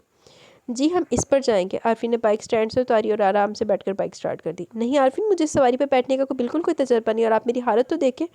नहीं, मैं बाइक पर नहीं बैठूंगी। आप प्लीज़ इन गाड़ियों में से किसी एक गाड़ी पर चलिए। मकसूम घबरा के 2 कदम पीछे हटी, बल्कि इशारों से न्यू मॉडल खड़ी गाड़ियों की तरफ इशारा करके अपनी राय भी दी। आहो तू उन्होंने साड़ी पवा के मोटरसाइकिल से बैठा के ले जा, साड़ी आड़ के तो डिगेगा दोनों जड़े। जी नहीं, आज मेरा मूड बाइक चलाने का है और तुम इस पर ही बैठोगी। आरफिन इसकी घबराहट और हिचकिचाहट अच्छी तरह समझ गए, बल्कि इसके हालत से लुत्फ़अंदोज़ भी हो रहा था। तो ठीक है, मैं नहीं जा रही। मकसूम इसकी शरारत अच्छी तरह समझ कर वापस आने के लिए मुड़ी थी कि आरफिन ने छठ इसकी कलाई थामी और खींच कर पीछे बैठने पर मजबूर कर दिया। शराफत से चुप करके बैठी रहो। और जो जन से इसने बाइक पकाई, इसका दिल का सारा डर खौफ इसके चेहरे पर आ गया। इसने खौफज़दा होकर ज़ोर से आरफिन को कमर से पकड़ा। आरफिन इसके डरने पर ज़ोर से हंस दिया। हाय अल्लाह आरफिन, प्लीज़ मुझे आप घर छोड़ दें, मैं गिर जाऊँगी। इसकी तो जान हलक में आ गई थी। ज़िंदगी में पहली बार बैठी तो शायद आखिरी बार। जिस तरह आरफिन बाइक पका रहा था, इसने खुद पर कोल पड़ लिए थे। अरे यार डरो मत, मैं तुम्हें गिरने नहीं दूंगा, बल्कि मैं तो इस बाइक का शुक्रिया अदा कर रहा हूँ जिसकी बदौलत तुम मेरे इतने करीब आई हो। वो मुसलसल इसे तंग कर रहा था और मजीद बाइक की स्पीड बढ़ा देता, जिससे वो और ज़्यादा आरफीन से खौफजदा होकर चिपक जाती। मिलाकर अल्लाह अल्लाह करके ये सफ़र ख़त्म और मतलूबा हाल आ गया था। उफ आरफीन, मुझे तो चक्कर आ रहे हैं। बाइक रुकी तो वो नीचे उतरी, अपना सर थाम लिया। सब बुरी तरह चकरा के रह गया। बर वक्त आरफीन का चौड़ा शारा न थाम लिया तो ज़मीन बोस हो चुकी होती। कहो तो तुम्हें इन बाजू में उठा लूँ, मुझे कोई इतराज़ नहीं, इसने शरारत से कहते हुए इसे शौकी से देखा। जी नहीं। वो घूर के रह गई और अपना हाथ भी इसके शाने से हटाया, क्योंकि इसका कोई भरोसा नहीं था कि वो अपने कहीं पर अमल पैरा ही ना हो जाए। वो दोनों एक साथ हॉल में एंटर हुए। आरफीन इसको वहीं एक चेयर पर बिठा के थोड़ी देर में आने का कहकर अपने किसी दोस्त से मिलने चला गया। मकसूम ने दूर तक इसे देखा, फिर टेबल पर रखे पानी ग्लास में से पानी भर के घूंट पर और ग्लास वापस टेबल पर रख दिया। ए हाय मकसूम डार्लिंग। मकसूम ने नहायत चौंक कर देखा। जॉन। इसे देखा तो ऐसा महसूस हुआ जैसे हाल की हर शय इर्द गिर्द घूमकर इसके पूरे वजूद पर आ गिरी और वो कितनी लातदार टुकड़ों में टूट कर इधर उधर बिखरती चली गई, इसकी सोच को बिल्कुल ब्लैंक कर गई थी। अक्ल खुद पर एक स्याह सफ़ेद पर्दा डल गया था और रंगत इस कदर सफ़ेद पड़ गई कि जैसे जिस्म का सारा खून निचोड़ गया हो, जिसम में खून का कतरा भी ना बचा। बहुत ढूंढा तुम्हें मेरी जान, कहाँ कहाँ नहीं ढूंढा, और तुम यहाँ पाकिस्तान में छिपी बैठी हो। मैं कितनी देर कुछ देर में लंदन इंग्लैंड निकलने वाला था, अच्छा हुआ नहीं निकला, अब हम साथ ही निकलेंगे। इसकी हालत से बेखबर बस वो अपनी कहे जा रहा था और आखिरी जुमले तो जैसे इसकी रही से ही जान भी निकाल ली। तुम रुको, मैं भी डैड को खुशखबरी बता कर आता हूँ कि आपकी बहू मिल चुकी है। हमें मजीद ख्वार नहीं होना पड़ेगा। जॉन तेरी से किसी से निकल गया। मकसूम आर यू ओके? आरफिन इसका चेहरा देखा तो सही मानों में घबरा कर रह गया। आरफिन खुदा के लिए यहाँ से चलो। आरफिन को देखते हुए तेरी से अपनी चेयर से उठी, उसका कसरती बाजू थाम लिया। आरफिन को देखते हुए ऐसा महसूस हुआ जैसे मजबूत बनागाह में तनावर दरख्ती छाँव में महफूज हो गई हूँ, कड़कती धूप से ठंडी छाँव में आ गई हूँ। क्या बात होगी, तुम इस कदर इतनी परेशान क्यों हो गई हो? आरफिन उसके चेहरे की रंगत ने बहुत परेशान कर दिया था। प्लीज़ आरफिन, मुझसे कोई सवाल मत करो, बस तुम यहाँ से मुझे ले चलो। इसकी आंखों से आंसू खुद ब खुद जारी हो गए। ओके ओके चलो, मैं ज़रा आंटी को बता दूँगी यहाँ आ ही रही होंगी। आरफिन ने मकसूम का ठंडा बर्फ़ हाथ थाम लिया। नहीं, आप जल्दी चले। वो तो बाकायदा से घसीटने लगी। मजीद देर नहीं करना चाहती थी, अगर ज़रा सी देर और होगी तो अभी और इसी वक्त सब खत्म हो जाएगा। आरफिन ने इसकी सफ़ेद पड़ती रंगत देखते हुए यहाँ से जाने का फैसला किया। ऑल राइट, तुम घबराओ नहीं, हम चल रहे हैं। इसने मकसूब का हाथ थाम लिया और बाहर आ गया। थोड़ी देर में बाइक फराटे भरने लगी। टिकट कैंसिल कर दो, ये हमारे साथ इंग्लैंड जाएगी। इन दोनों ने जाती हुई बाइक को दूर तक बगौर देखा था। हुण ऐ कित्थों आ गए जी? जॉन तेरा अब्बा जी। आरफिन और मकसूम के जाने के बाद राबिया और नजमा के पोर्शन में ही आ गई थी। इनके साथ खाना खाया और अब तीनों बाहर लाउंज पे बैठे गरम गरम चाय पी रहे थे। सिमरन की कोई खबर नजमा भाभी? हाँ, वो अपनी खाला के पास है। नजमा के अंदाज में एक उदासी झलक रही थी जिसे राबिया ने बहुत शिद्दत से नोट किया। तो आप जाकर इसे वापस लें? किस मुंह से जाऊँ? अरशद ने इस काबिल छोड़ा ही कब है? आपने अरशद को समझाया? अब तो बहुत बेहतर लग रहे हैं वो। नहीं, मैं अरशद से सख्त नाराज़ हुई। इन्हें एहसास होना चाहिए कि इन्होंने सिमरन के साथ बहुत गलत किया, बहुत नाइंसाफ़ी और ज़्यादती की। नजमा भाभी, अगर आप कहें तो मैं सिमरन को मना लूँ, इन्हें घर ले आऊँ?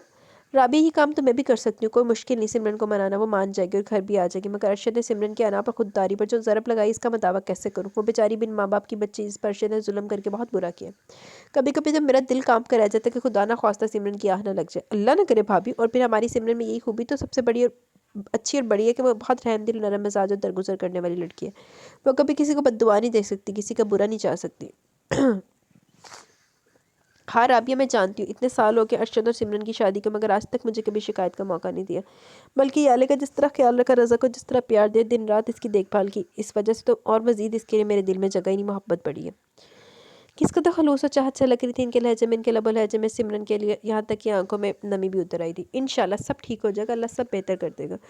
राबी ने खलूस दिल से दुआ दी थी। इंशाल्लाह, नजमा ने दिल से ने कहा। आजकल कहाँ है अरशद? काफ़ी दिन हो गए इनको देखे हुए। अरशद के किसी दोस्त का बहुत बुरी तरह एक्सीडेंट हो गया, चेहरे की शिनाख्त करना तक मुश्किल हो गया। पाकिस्तान में तो इसका इलाज नामुमकिन बता दिया, इसलिए वो लंदन ले गए अपने दोस्त को। एक तो अजकल तो भाई लंदन जाना तो इदा जिद्दां दूजे शहर नहीं जाना हैगा, लंदन तो उत्थे बैठा होया। अच्छा कब हुआ ये सब? 1 महीने का अर्सा तो बीत ही गया। कोई फ़ोन आया अब तक? फ़ोन तो आया, मैंने बात नहीं की, अपने पापा से सारी बात की थी। नजमा ने चाय का खाली कप टेबल पर रख दिया। और वापसी कब तक है? पता नहीं। राबी ने एक सर्द सांस खींची थी और कब से खामोश बैठे सलीम अहमद को देखा, जो सब सुन तो रहे थे मगर कुछ बोल नहीं रहे थे। सलीम भाई, आप क्यों इतने चुप चुप है, कुछ बोल क्यों नहीं रहे? सलीम अहमद ने एक खामोश नज़र राबिया पर फिर नजमा पर डालकर झुका ली थी। क्या बोलूँ, मेरे नसीब में तो औलाद का सुख देखना ही नहीं है। इससे बड़ी बदनसीबी एक बाप के लिए क्या होगी कि इसकी दोनों औलादें बर्बाद हैं। किस कदर दुख और कर्ब था इनके लबो लहजे में। झुके हुए कंधों से एक हारा हुआ बाप अपनी बदकिस्मती को कोस रहा था। अल्लाह ना करे सलीम भाई इस तरह क्यों सोचते हैं आप। बेशक गम देने वाली ज़ात ऊपर वाले की है, तो खुशी भी देना इसके इख्तियार में। राबिया ने दहल कर अपने सीने पर हाथ रखा। इनका दिल खून खून हुआ था सलीम अहमद की बातों पर। और फिर हमारे याले और जमील के पास चली गई। इनके दरमियान सुलह हो गई है। सुलह सुलह, वो इस्तज़ाइया हंसी हंसे। काश ये सुलह ही नहीं हुई होती। इन्हें कुछ दिन पहले की बेइज्जती भूल नहीं रही थी जो जरमील ने याले की थी। वो इत्तेफाक से इस वक्त नीचे फ़हीम अहमद से किसी फाइल को डिस्कस करने गए थे। वहाँ जो कुछ हुआ वो सब कुछ इन्होंने देख और सुन लिया, जिन्होंने ऊपर आकर नजमा को नहीं बताया। जब वहाँ सब देख और सुनकर अपना इनका दिल इस कदर फटने लगा था तो नजमा की क्या हालत होती। याले इनकी इकलौती लाडली बेटी थी। नजमा और राबिया ने नहायत हैरत भरी नजरों से सलीम अहमद को देखा। दोनों की समझ में नहीं आया सलीम अहमद ये बात क्यों कही। सलीमा का कोई बात हुई है क्या, कुछ हुआ है क्या, आप इस तरह क्यों बोल रहे हैं। वो तो समझी थी कि सिर्फ वही सब हालात का एहसास करिए, मगर सलीम अहमद भी इन हालात का शिद्दत से एहसास करते। इन्हें अब महसूस हुआ था। सलीम अहमद ने नहायत चौंक कर दोनों को देखा जिनकी नज़रों में सवाल थे। अरे नहीं भाई मैं तो यूं ही बोल दिया। नहीं सलीम यकीनन कोई बात तो है, वरना इतनी बड़ी बात आप अपनी इकलौती रखते जिगर के लिए भी क्यों कर बोल सकते।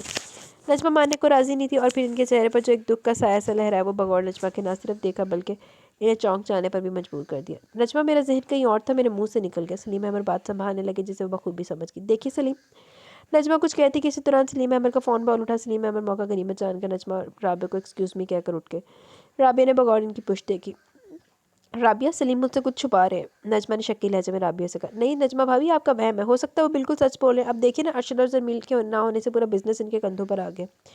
राबिया कुछ और भी कहती कि इनका मोबाइल बजने लगा। स्क्रीन पर रेहान शेख कॉलिंग जगमगा रहा था। राबिया ने ओके का बटन प्रेस किया, मोबाइल कान से लगाया। अस्सलाम वालेकुम रेहान भाई। वालेकुम अस्सलाम, कैसी हैं आप राबिया बहन। जी अल्लाह का शुक्र, आप सुनाइए आप कैसे हैं, और वानिया बेटी कैसी है।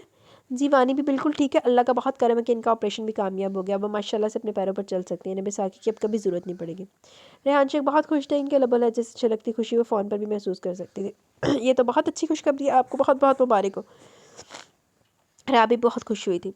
आगे क्या सोचा आपने, पाकिस्तान कब तक आ रहे। मैं तो मुस्तकिल यहीं सेटल होना चाहता हूँ। यहीं पर कोई पाकिस्तानी अच्छी फैमिली देकर वानी की शादी कर देता, मगर वानी की एक ही जिद है कि वो यहाँ नहीं रहेगी बल्कि हमेशा के लिए कराची रहने के लिए बस जिद है।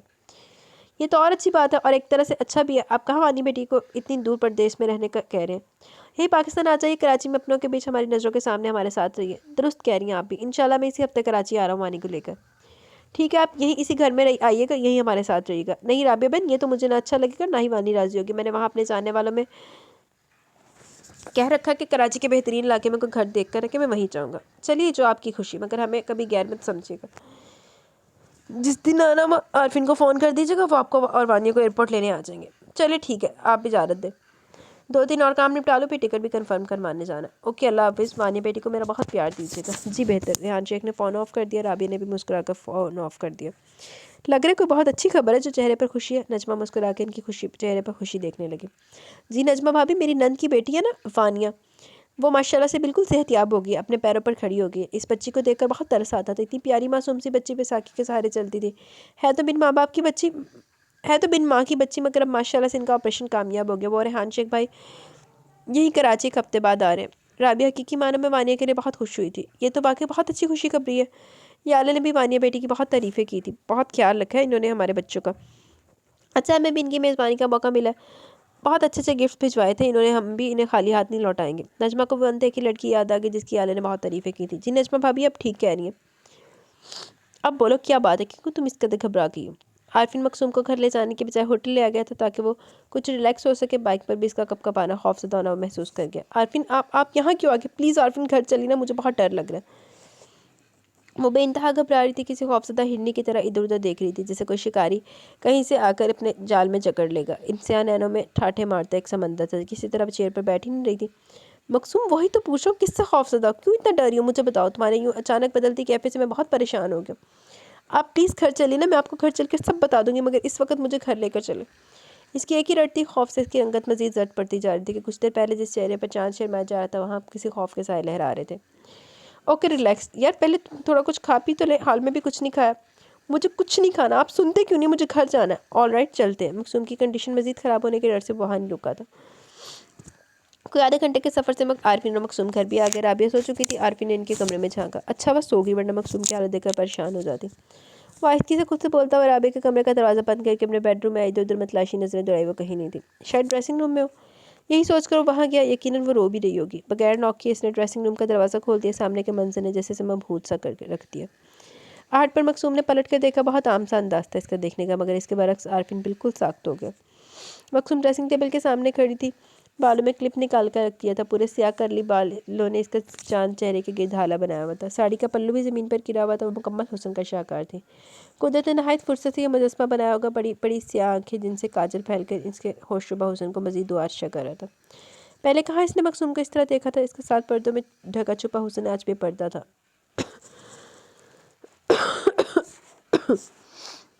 आरफिन के दिल में शिद्दत से इसके हसूल की ख्वाहिश जागी। वो इसका इश्क, इसका जुनून, इसकी मोहब्बत, इसकी दीवानगी तो बन गई थी। और इस पल तो जैसे लम्हा ठहर के वक्त रुक सा गया। हर शय अपनी जगह साख तो चामत होकर रहेगी। वो खुशबू जैसी लड़की इसके आसपास महक रही थी। आरफी ने भरपूर नज़रों से बगौर इसका सरापा देखा था। वो खुद को बहुत रोकने के बावजूद भी रोक नहीं पाया। आरफी आहिस्ता आहिस्ता चलता हुआ परवास कर रहे थे। वो किसी और दुनिया की बासी लग रही थी, कोई और ही मकसूम लग रही थी, जैसे मूसलाधार बारिश में कोई धुंधला धुंधला सा मंजर। वरना आरफिन के बेकरार लमस पर इसके चेहरे पर शर्माहट और हया के रंग क्यों नहीं थे। वो इसकी कुर्बत से जो सहम कर सिमट जाती, खुद में इसे इस वक्त ये होश नहीं था कि इस वक्त आरफिन के करीब किस कंडीशन में खड़ी है। मकसूम। आरफिन इसका खौफज़दा सहमा चेहरा अपने हाथों की हथेलियों में भर लिया। मकसूम ने आरफिन को देखा। आरफिन। मकसूम के कपकपाते होठों से बमुश्किल इसका नाम लिखा। हाँ बोलो मकसूम। आरफी ने हौले से मगर बेताबी से कहा। इतना तो वो समझ गया, कुछ तो है जिसने मकसूम को परेशान कर दिया, कोई तो वजह जिसने मकसूम की ठहरी ज़िंदगी में आकर अचानक भौचाल सा पैदा कर दिया।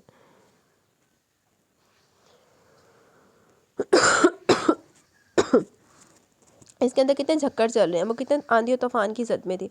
ये सिर्फ वही जानती थी जिसका पता आरफिन को लगाना था। इसको इसकी परेशानी से निकालना था। इस आंधी तूफान के चक्कर से महफूज करके अपने अंदर छुपा कर रख लेगा वो।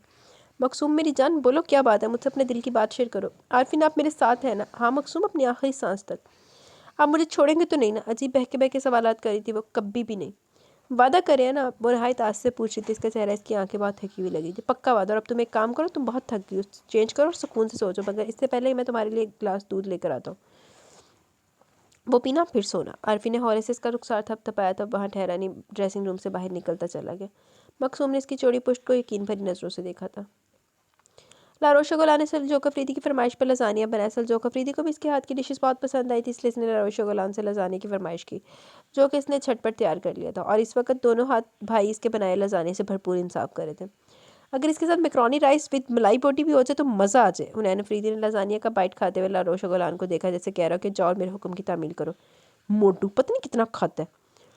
लारोशा गुलान नहायत आहिस्ती से मुंह में बड़बड़ाई, और इसकी ये बड़बड़ाहट वहीं बैठे सलजोक अफरीदी की तेज समाज से महफूज नहीं रह सकी। सलजोक अफरीदी इसकी बड़बड़ाहट पर हौले से मुस्कुरा दिया।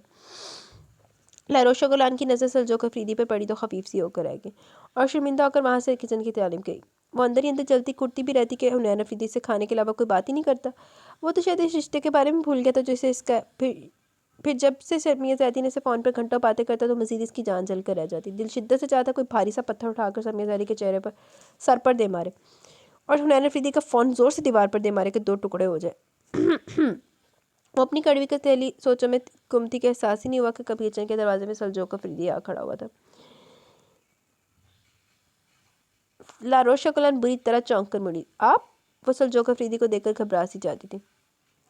ये यहाँ क्यों आए? वो सिर्फ सोच कर ही रह गई। पहली मुलाकात से ही वो सलजोक अफरीदी से खुटक गई थी। इसकी सोचती है वहम के सलजोक अफरीदी में इसको बबरक शाह की झलक नजर आती थी। कहीं एक और बबरक शाह तो एक फौजी ਨੂੰ बबरक शाह ना बनाती भी तो और फिटे हूँ, लेकिन कुछ कह भी नहीं सकते आजकल तो। नहीं नहीं, यही सोचकर इसकी रीढ़ की हड्डी सनसना उठी थी। परेशान हो? सलजोक अफरीदी काउंटर के पास आकर खड़ा हो गया। लारोश गुलान ने निगाह उठाकर इसे देखा। जी नहीं तो। इसने निगाह झुका ली। लग तो नहीं रहा। देखो लारोश, अगर कोई परेशानी है, कोई टेंशन है तो मुझसे शेयर कर सकती हो। आई एम श्योर कि मैं बहुत अच्छा दोस्त साबित होऊंगा। सलजोक अफरीदी ने मुस्कुराती नज़रों से लारोश गुलान को देखा। लारोश गुलान ने खामोशी मगर सवाली नज़र से सलजोक अफरीदी को देखा। You trust me? ये सवाल था, ये यकीन, मगर वो कोई जवाब नहीं दे सकी थी। अच्छा जी। फरीदिया का खून इन्ना गंदा लगता तो नहीं है, बाकी अगे देखो की बनता।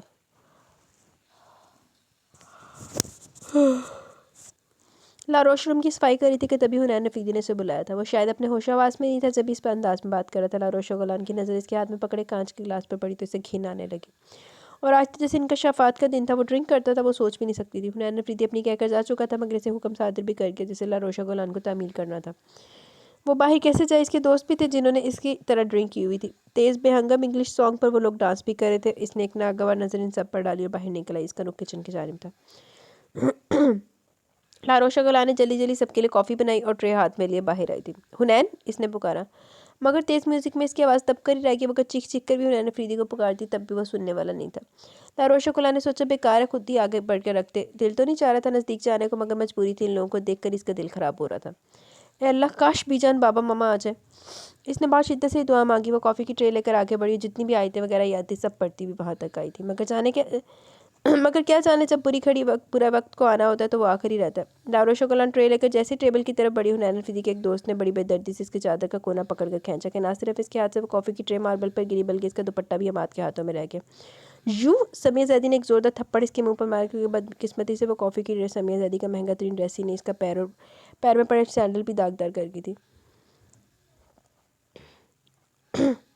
वो मर क्यों नहीं गई, ज़मीन क्यों नहीं फटी, आसमान क्यों नहीं गिरा, वो ज़मीन और आसमान में क्यों नहीं समा गई, वो ये दिन देखने के लिए ज़िंदा क्यों। इन हिरनी आंखों से कितने मोती इसकी हालत पर मातम खुदा थे। हुनैन समद अफरीदी की चिंगार थी और चीखती आवाज़ पर सभी साख्त हो गए। जबकि सलजोक अफरीदी नहायत ही जलाल में आगे बढ़ा। पहले इसने हाथ मारकर वो सीडी प्लेयर फेंका, फिर हमाद का गिरेबान पकड़ा। वहीं पर खड़ी खुद में सिमटी खौफजदा सी सहमी सी लारोश गुलान को देखा जो आंखें बंद किए सिर्फ रो रही थी और अपने लिए मौत मांग रही थी। इसका पूरा वजूद खौफ से कांप रहा था। सलजोक ने फर्श पर पड़ा इसका दुपट्टा उठा के इसके गिर डाला, फिर गुस्से से दांतों को फेंकता हुआ माद को इतना मारा कि लहूलुहान कर दिया। देखा मैं किया से ना सलजोक गंदानी है। हुनैन अफरीदी के और दोस्त अपनी जगह सहम कर रह गए। इन्हें जैसे सांप सूंघ गया था। किसी की भी हिम्मत नहीं थी कि आगे बढ़कर सलजोक से अमाद को बचा ले। लारोश कुलान अपने सारे होश खुद खोती चली गई, हर शय से घूमती भी लग रही थी। जुबारिया ने आते ही इसे अपने सीने में छुपा लिया मगर इसे नहीं पता था कि अपने सारे होश आवाज़ खोती चली गई। बीजान आगे बढ़ी और समिया जैदी के मुंह पर एक थप्पड़ मारा था। तुम्हें जब मैंने पहली बार देखा जब भी समझ गई कि तुम्हारा फैमिली बैकग्राउंड क्या होगा, तुम्हारी नस्ल क्या है। तुम्हारे जैसे ही लोगों ने सोसाइटी में रहने वाले शुरफा और इज्जतदार लोगों को बदनाम किया हुआ है। आज जो मेरे घर में वो हमारी 7 पुश्तों में कभी नहीं हुआ। हाँ मगर तुम्हारे ख़ानदान में हर रोज़ होता होगा। समी ज़्यादा तो चुपचाप बीजान को देखती रहेगी। वो इसको नहीं इसके ख़ानदान को भी गाली दे रही थी और वो कुछ नहीं बोल सकी। इसके माँ बाप ने आज तक इसे हल्के से डांटा नहीं था। बीजान ने इसे सबके सामने थप्पड़ मार दिया। इसने नज़र घुमाकर हुनैन अफरीदी को ढूंढा जिसके साइड में नजरें ज़मीन पर गाड़े खड़ा था। Honey shut up, just shut up and get lost. Samad Afridi बुरी तरह धाड़े। इसने ईशा का हाथ पकड़ और बाहर निकल गया था। ए हेलो रुको तुम, सलजोक अफरीदी ने पीछे से इन दोनों को आवाज़ लगाई। वो दोनों रुक गए। ईशा ने अंस को देखा। अगर ज़रा भी शर्म पाकि आज के बाद हुनैन अफरीदी से मिलना और जाते हुए इसको लेते जाओ। इसका इशारा अधमरी अमाद की तरफ था। जी। वो दोनों शर्मिंदा शर्मिंदा से आगे बढ़े और ज़मीन में पड़े खून में लथपथ अमाद को उठाया। सलजोक अफरीदी ने इसका मुंह फाड़ दिया था। अंस और ईशा तो सहम गए थे। और तुम ज़रा भी शर्म बाकी नहीं है, ये तुम्हारे आवारा दोस्त। समर अफरीदी का आखिरी जुमला इन जाते हुए अंस, ईशा और समिया ने सुना। इतनी बेइज्जती समिया ज़ैदी मज़ीद तेज़ रफ्तारी से भागी थी रोती हुई। लारोश लारोश जुबारिया चीखने लगी थी। इसके चीखने पर सलजोक और बीजान तेजी से आगे बढ़े। सलजोक, लारोश बेहोश हो गई है। Oh my god. Saljok Afridi ने जल्दी से इसके नाजुक फूल जैसे वजूद को अपनी मजबूत बाजू में भरा और जल्दी से गाड़ी में डाला। गाड़ी का रुख आगा खान अस्पताल की तरफ था। तेजी साथ ही इसके जुबारिया भी थी। शर्म आनी चाहिए तुम्हें, आज तुम्हारी वजह से वो मासूम बच्ची इस हाल को पहुंची है। समद अफरीदी इसके झुके हुए सर को तेज नजरों से घूरते हुए अपने बेडरूम की तरफ बढ़ गई। हुनैन अफरीदी ने बमुश्किल अपनी नजरें ऊपर उठाई। सामने बीजान कड़ी से दुख भरी नजरों से देख रही थी। बीजान बस। बीजान ने से हाथ के इशारे से आगे बोलने से रोक दिया। जाने कहाँ हमारी तरबियत में कमी रह गई, तुम्हारी हर गलती को नज़रअंदाज किया, तुम्हारी लड़कियों से दोस्ती को तुम्हारा बचपना माना, मगर घर तक ये सब आ गया जिसमें इस मासूम भोली भाली बच्ची का नुकसान हुआ। हमने इसे इस घर की बेटी माना है और तुमने क्या किया, अपने घर की इज्जत को अपने दोस्तों के आकर रुस्वा कर दिया। ये गलती तुम्हारी नाकाबिले माफ़ी है, हम इसके लिए तुम्हें कभी माफ़ नहीं करेंगे। बीजान थकी थकी से अपनी बूढ़ी आंखों में नमी ले अपने कमरे में आई ताकि नमाज पढ़े दुआ मांगे इस मासूम सी प्यारी सी लारोश गुलान के लिए। बड़े चबल निकले भाई। जी फरमाइए, आपको किससे मिलना है? याले इस वक्त रज़ा को नूडल्स खिला रही थी। चौकीदार ने इंटरकॉम पर किसी के आने की इतला दी तो उसने अंदर आने की इजाज़त दी। हमें मकसूम से मिलना, कि आप इन्हें बुला सकती हैं? 1 मिनट प्लीज़। याले ने रज़ा को अपनी गोद से उतारा। नूडल्स का पैकेट प्याला मेज़ पर रखकर इंटरकॉम के पास गई। जी आरफिन भाई, कोई मकसूम भाभी से मिलने आए। कौन है? पता नहीं, मैंने तो पहली दफ़ा देखा ही नहीं। 1 सेकंड रुके, मैं नाम पूछ कर बताती हूँ। याले ने इंटरकॉम से मुँह मोड़कर पीछे दोनों को देखा। आप अपना नाम बताएं। जी क्यों नहीं, मेरा नाम असफन दुरानी है और ये मेरा बेटा यावर दुरानी। ओके, याले ने आरफिन को नाम बताया। ठीक है, तुम इनको ऊपर भेज दो। जी बेहतर। याले ने रिसीवर रख दिया। आप लोग ऊपर 2nd फ्लोर पर चले जाएं। थैंक्स बेटा, असफन दुरानी ने प्यार से कहा और दोनों ऊपर जाने वाली सीढ़ियों की तरफ बढ़ते चले गए। याले ने इन दोनों को जाते हुए देखा। देखने में तो किसी महज़ब ख़ानदान के लग रहे थे। इनकी चाल ढाल, इनकी ड्रेसिंग, इनके बोलने का अंदाज़ पढ़े लिखे होने का सबूत दे रहा था। मगर इंसाफ का बेटा तो वो बिल्कुल ही अंग्रेज़ लग रहा था, लग ही नहीं रहा था पाकिस्तान का शहरी हो। खैर मुझे क्या लेना देना। अपनी सोचों को झटकती हुई रज़ा की जानी पड़ी से नूडल्स खिलाकर फिर ज़रमील के लिए सूप भी तैयार करना था। मकसूम तुमसे कोई मिलने आया। आरफिन बेडरूम में आया, वो शाम में पहनने के लिए कपड़े इस्त्री कर रही थी। मुझसे? मगर कौन? इसने इस्त्री छोड़ दी और आरफिन को देखने लगी। I don't know. आरफिन ने लाइलमी का इजहार किया। ओके मैं आती हूँ। मकसूम ने स्विच ऑफ कर दिया और आरफिन के साथ ड्राइंग रूम में इंटरव्यू। इसकी नज़र इन दोनों शख्सियत पर जैसे पड़ी ऐसा लगा जैसे इसकी सांस रुक गई हो। असफन दुरानी और यावर दुरानी की भी नज़र मकसूम पर पड़ चुकी थी। वो दोनों सोफे से खड़े हो गए, बल्कि यावर तो बाकायदा खड़ा हो गया मकसूम के कहते हुए। मकसूम डार्लिंग कहाँ चली गई थी तुम? मकसूम तो खौफ के मारे सफ़ेद पड़ गई। इसके तो जहन गुमान में भी नहीं था कि वो दोनों यहाँ भी आ सकते हैं। वो किसी खौफजदा सहमी हुई चिड़िया की तरह आरफिन की पुष्ट पर छुप गई थी। आरफिन को इस तरह मकसूम का पुकारना सख्त नागवार गुजरा, मगर मकसूम का डर कर सहम कर इस तरह इसके पीछे छुप जाना वो उलझ कर रह गया।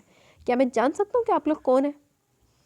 आरफिन ने नागवार नजरों से यावर दुरानी को देखने के बाद खामोश से असफन दुरानी को देखा। क्या ये अच्छा नहीं होगा कि ये सवाल आप मकसूम से करें? असफन दुरानी ने पीछे से झांकती मकसूम को मुस्कुरा के देखा। आरफी ने खामोशी की एक नज़र इन पर डाली, फिर सवालिया नज़रों का रुख मकसूम की सिर्फ मोड़ा। मकसूम कौन है ये लोग? जी? वो बुरी तरह बौखला के रह गई। हाँ बताओ कौन है ये? आरफी ने मकसूम की बौखलाहट नोट कर ली थी। ये असफन दुरानी मेरे चाचा और ये इनके बेटे यावर दुरानी। मकसूम ने डरते डरते इन दोनों की तरफ देखा। बेटा पूरा तारुफ करवाइए, असफन दुरानी ने शफकत से कहते हुए इसे देखा, मगर मकसूम खामोश थी। आरफिन तो इन लोगों की जुबानी बातें बिल्कुल समझ नहीं आ रही थी। डैड ये कुछ नहीं बताएगी, आप बताइए या मुझे बताने दीजिए। यावर दुरानी की आंखों में गुस्से के रंग खिलने लगे। ऑल राइट माई सन रिलैक्स। इन्होंने यावर को गुस्से से मना करने का इशारा दिया। आरफिन साहब मकसूम ना सिर्फ मेरी भतीजी बल्कि मेरी बहू, मेरे बेटे यावर की बीवी भी है, जो इस वक्त आपके सामने खड़ा है। व्हाट? क्या बेहूदगी है ये? ज़बरदस्त इनके शापे नहीं बल्कि दिल को धचका भी लगा था। आपको कुछ अंदाज़ा भी आप क्या कह रहे हैं? मकसूम आपके बेटे की बीवी कैसे हो सकती है? क्योंकि मकसूम तो मेरी बीवी है। मैंने बाकायदा सबकी मौजूदगी में इससे निकाह किया। यकीनन आपको कोई गलत फहमी हुई है। आप क्या कह रहे हैं? आप क्या कह सकते हैं? आपको हकीकत का नहीं पता इसलिए इस तरह कह रहे हैं। अच्छा एक काम करें कि मकसूम आपके सामने खड़ी है, मकसूम से खुद ही पूछ लें। क्यों मकसूम बेटा? असफन दुरानी ने मकसूम को नर्म मुलायम नज़र से देखा। नहीं ये सब झूठ है, आप झूठ बोल रहे हैं। वो बुरी तरह डरी हुई थी और असफन दुरानी की बातों ने इसे मजीद डरा दिया। डैड ये इस तरह नहीं मानेगी, मुझे अपनी जुबान में समझाने दे इसे। यावर दुरानी से बुरी तरह गुस्से से घूरने लगा और एक लम्हे में इसकी तरफ बढ़ा और एक झटके से इसकी कामती कलाई थाम ली। चल मेरे साथ, तुझे प्यार की बात समझ में नहीं आती नहीं है। नहीं। मकसूम ने खौफजदा होकर आरफिन का कसरती बाजू अपनी हथेली में सख्ती से दबोच लिया। ये क्या बदतमीजी है? आरफिन ने दुरानी के हाथ से मकसूम की कलाई छुड़ाई। जब मकसूम मना करिए कि सब छूट है तो इस सब से क्या मतलब? या आरफिन को यावर दुरानी का इस तरह मकसूम का हाथ लगाना सख्त नागवार गुजरा। मकसूम तो फुर्ती से आरफिन के पुष्ट के पीछे फिर से जा छुपी थी। हमें बाधा ये लोग इसे ले ही ना जाए। आरफिन साहब अब आप ज्यादती करें। मकसूम हमारी बहू बेटी है, आपको अपने यहाँ रोकने का कोई हक नहीं है। असफन दुरानी चिराग पा हो गया, मगर ज़रा गुस्सा करके काम को बिगाड़ना नहीं चाहते थे। अपने गुस्से पर कंट्रोल किया क्योंकि सबूत नहीं था इनके पास। बहरहाल जो कुछ भी है मैं नहीं जानता, मैं सिर्फ इतना जानता हूँ कि मकसूम मेरी बीवी है और मुझे इस पर पूरा पूरा भरोसा। और वो अगर बोल लिए कि तो सच ही है। इसलिए आप लोग की बेहतरी इसी में कि आप लोग यहाँ से तशरीफ़ ले जाओ और दोबारा यहाँ आने की तकलीफ़ ना कीजिएगा। आरफिन को गुस्सा तो बहुत है, दिल तो शिद्दत से चाह के ना सिर्फ ठीक ठाक सुना दे बल्कि यावर दुरानी की बदतमीजी पर इसका रेशा रेशा लग कर दे। मगर वो दोनों इसके घर पहली दफ़ा आए थे इसलिए नरमी बढ़ती थी। पीछे खड़ी मकसूम जिसने आरफिन की चौड़ी पुष्ट को सख्ती से पकड़ रखा था, बगौर से सुन रही थी और दिल में सोच रही थी कि महफूज है, आरफिन से कुछ नहीं होने देगा। चलो मकसूम। आरफिन ने घूमकर सहमी में मकसूम की कप कपाती कलाई थामे वहाँ से बेडरूम में लिया। डैड आपने इसे ऐसे क्यों जाने दिया? यावर दुरानी गुस्से से इनके पीछे जाने लगा कि असफन दुरानी ने इसको रोक लिया और वो और गुस्सा हो गया। Relax my son relax. Asfan Durrani ने एक नज़र बेडरूम का बंद दरवाज़ा देखा, फिर यावर दुरानी को देखा। तुम एक काम करो, कनाडा से शादी की तस्वीरें, मूवी और निकाहनामा सब अर्जेंट मंगवाओ। यारफिन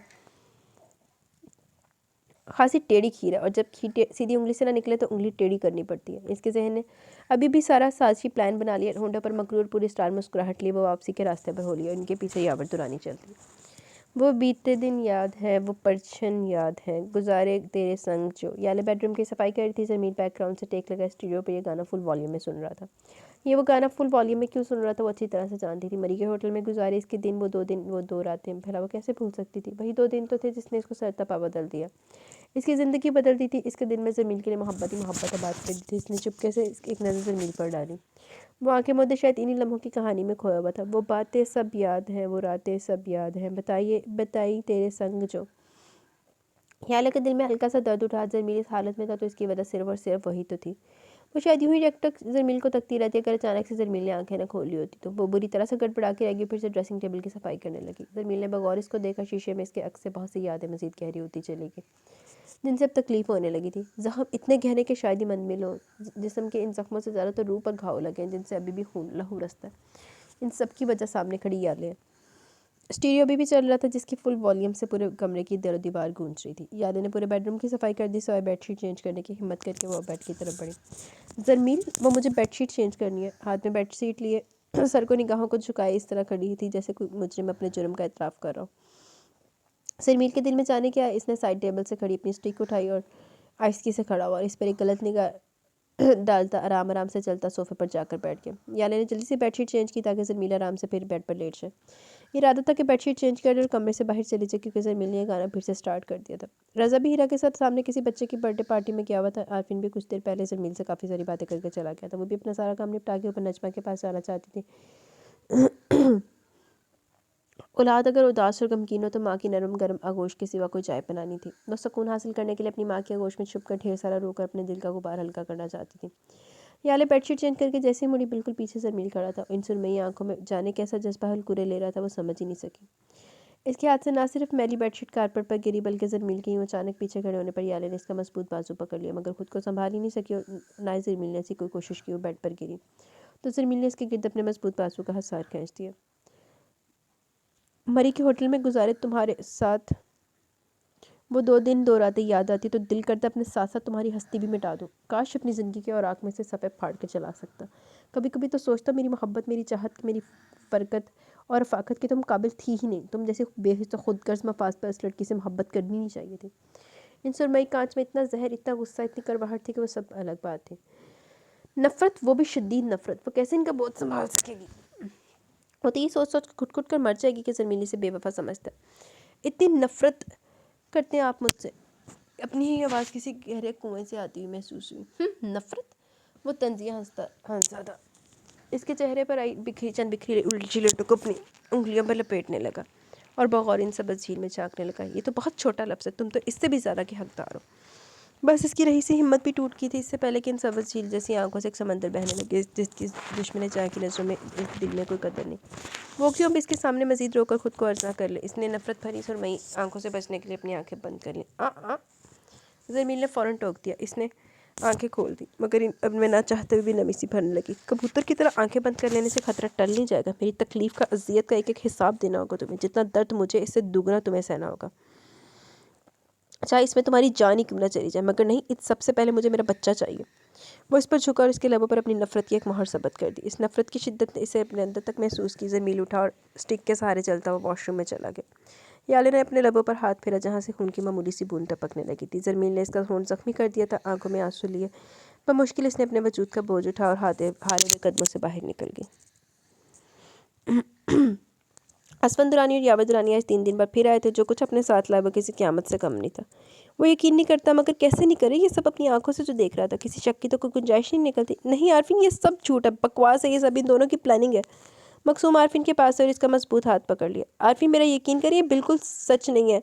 इन लोगों की चाल है मुझे यहाँ से ले जाने की। आरफिन, आप सुन रहे हैं ना। वो सिसकती भी आरफिन के कदमों में बैठ गई। वो नहीं सुनेंगे तुम्हारी, क्योंकि आरफिन ने ये सब हकीकत अपनी आंखों से देख लिया। वो तुम्हारा यकीन नहीं करेगा। यावर दुरानी ने खबासत से मुस्कुराते हुए बिलखती हुई मकसूम को देखा। आरफी ने एक नज़र यावर दुरानी पर डाली, फिर मकसूम को देखा। इसका अपना हाथ अपने हाथ से हटाता हुआ उठ खड़ा हुआ। यावर दुरानी ने अपने बाप असफन दुरानी को फातिहाना नज़रों से देखा। असफन दुरानी ने इशारा कर दिया, चलो बहुत देर होगी, रोटना पीटना ख़त्म करो, उठो और हमारे साथ कनाडा चलो। तुम्हारे चलने के सारे इंतजाम कर दिए। आज शाम की फ़्लाइट हमें निकलना है। यावर दुरानी ने कहने के साथ ही बड़ी बेदर्दी से इसकी कलाई अपने शिकंजे में सख्ती से दबोची और घसीटने के अंदाज में ले जाने लगा। नहीं, कभी नहीं, तुम धोखेबाज हो। मकसूम ने एक ही झटके से यावर दुरानी से अपनी कलाई छुड़ाई, रुख मोड़े आरफिन की तरफ भागी थी। आरफिन, मेरा यकीन करे खुदा रे, ये झूठ बोल रहा है। ये तस्वीरें, निकाहनामा, ये मूवी सब झूठ है, जाली है सब। इसमें कोई सच्चाई, कोई हकीकत नहीं। मैं सिर्फ आपकी बीवी हूँ, आपसे मोहब्बत करती हूँ, आपको चाहती हूँ। वो बेनियाज खड़े आरफिन के सामने आई और इसके शाने पर अपनी हथेली रख दी। आरफिन ने बगौर इसका चेहरा देखा। वो आंसू से बेइंतहा रो रही थी। अपनी बात का यकीन दिला रही थी। जो एतराफ़ आज कह रही थी इसको सुनने के लिए तो इसने कितना बेसब्री से इंतजार किया था। मगर आज इस पल इस एतराफ़ ने अपनी कदर खो दी थी। वो शायद इनके डर की वजह से एतराफ़ मोहब्बत कर रही थी या शायद इसे बहला रही थी। चल मकसूम, बहुत हो गया तेरा ड्रामा, अब निकलने की कर यहाँ से। यावर दुरानी अपनी असलियत पर उतर आया, अपने महज़बाना खोल से बाहर आ गया। मकसूम का हाथ इतनी बुरी तरह पकड़ा कि इसके नाखून लगने की वजह से इसकी कलाई छिल गई, यहाँ जहाँ से खून की चंद बूंदें निकली। छोड़ो मुझे, यावर दुरानी ज़बरदस्ती से घसीटने लगा। मकसूम पूरी जान से अपनी कलाई इस दरिंदे से छुड़ा रही थी। आरफिन, खुदा के लिए मुझे बचा लें, ये लोग मुझे मार देंगे। आरफिन, आरफिन, वो बुरी तरह हलक के बल चीखी थी। आरफिन के दिमाग की रगे तन की, वो दांतों को भींचता हुआ पीछे मुड़ा। छोड़ो मकसूम का हाथ। यावर दुरानी आरफिन को देखने लगा, मगर मकसूम का हाथ नहीं छोड़ा, बल्कि इस बार असफन दुरानी आगे बढ़ा। देखो आरफिन,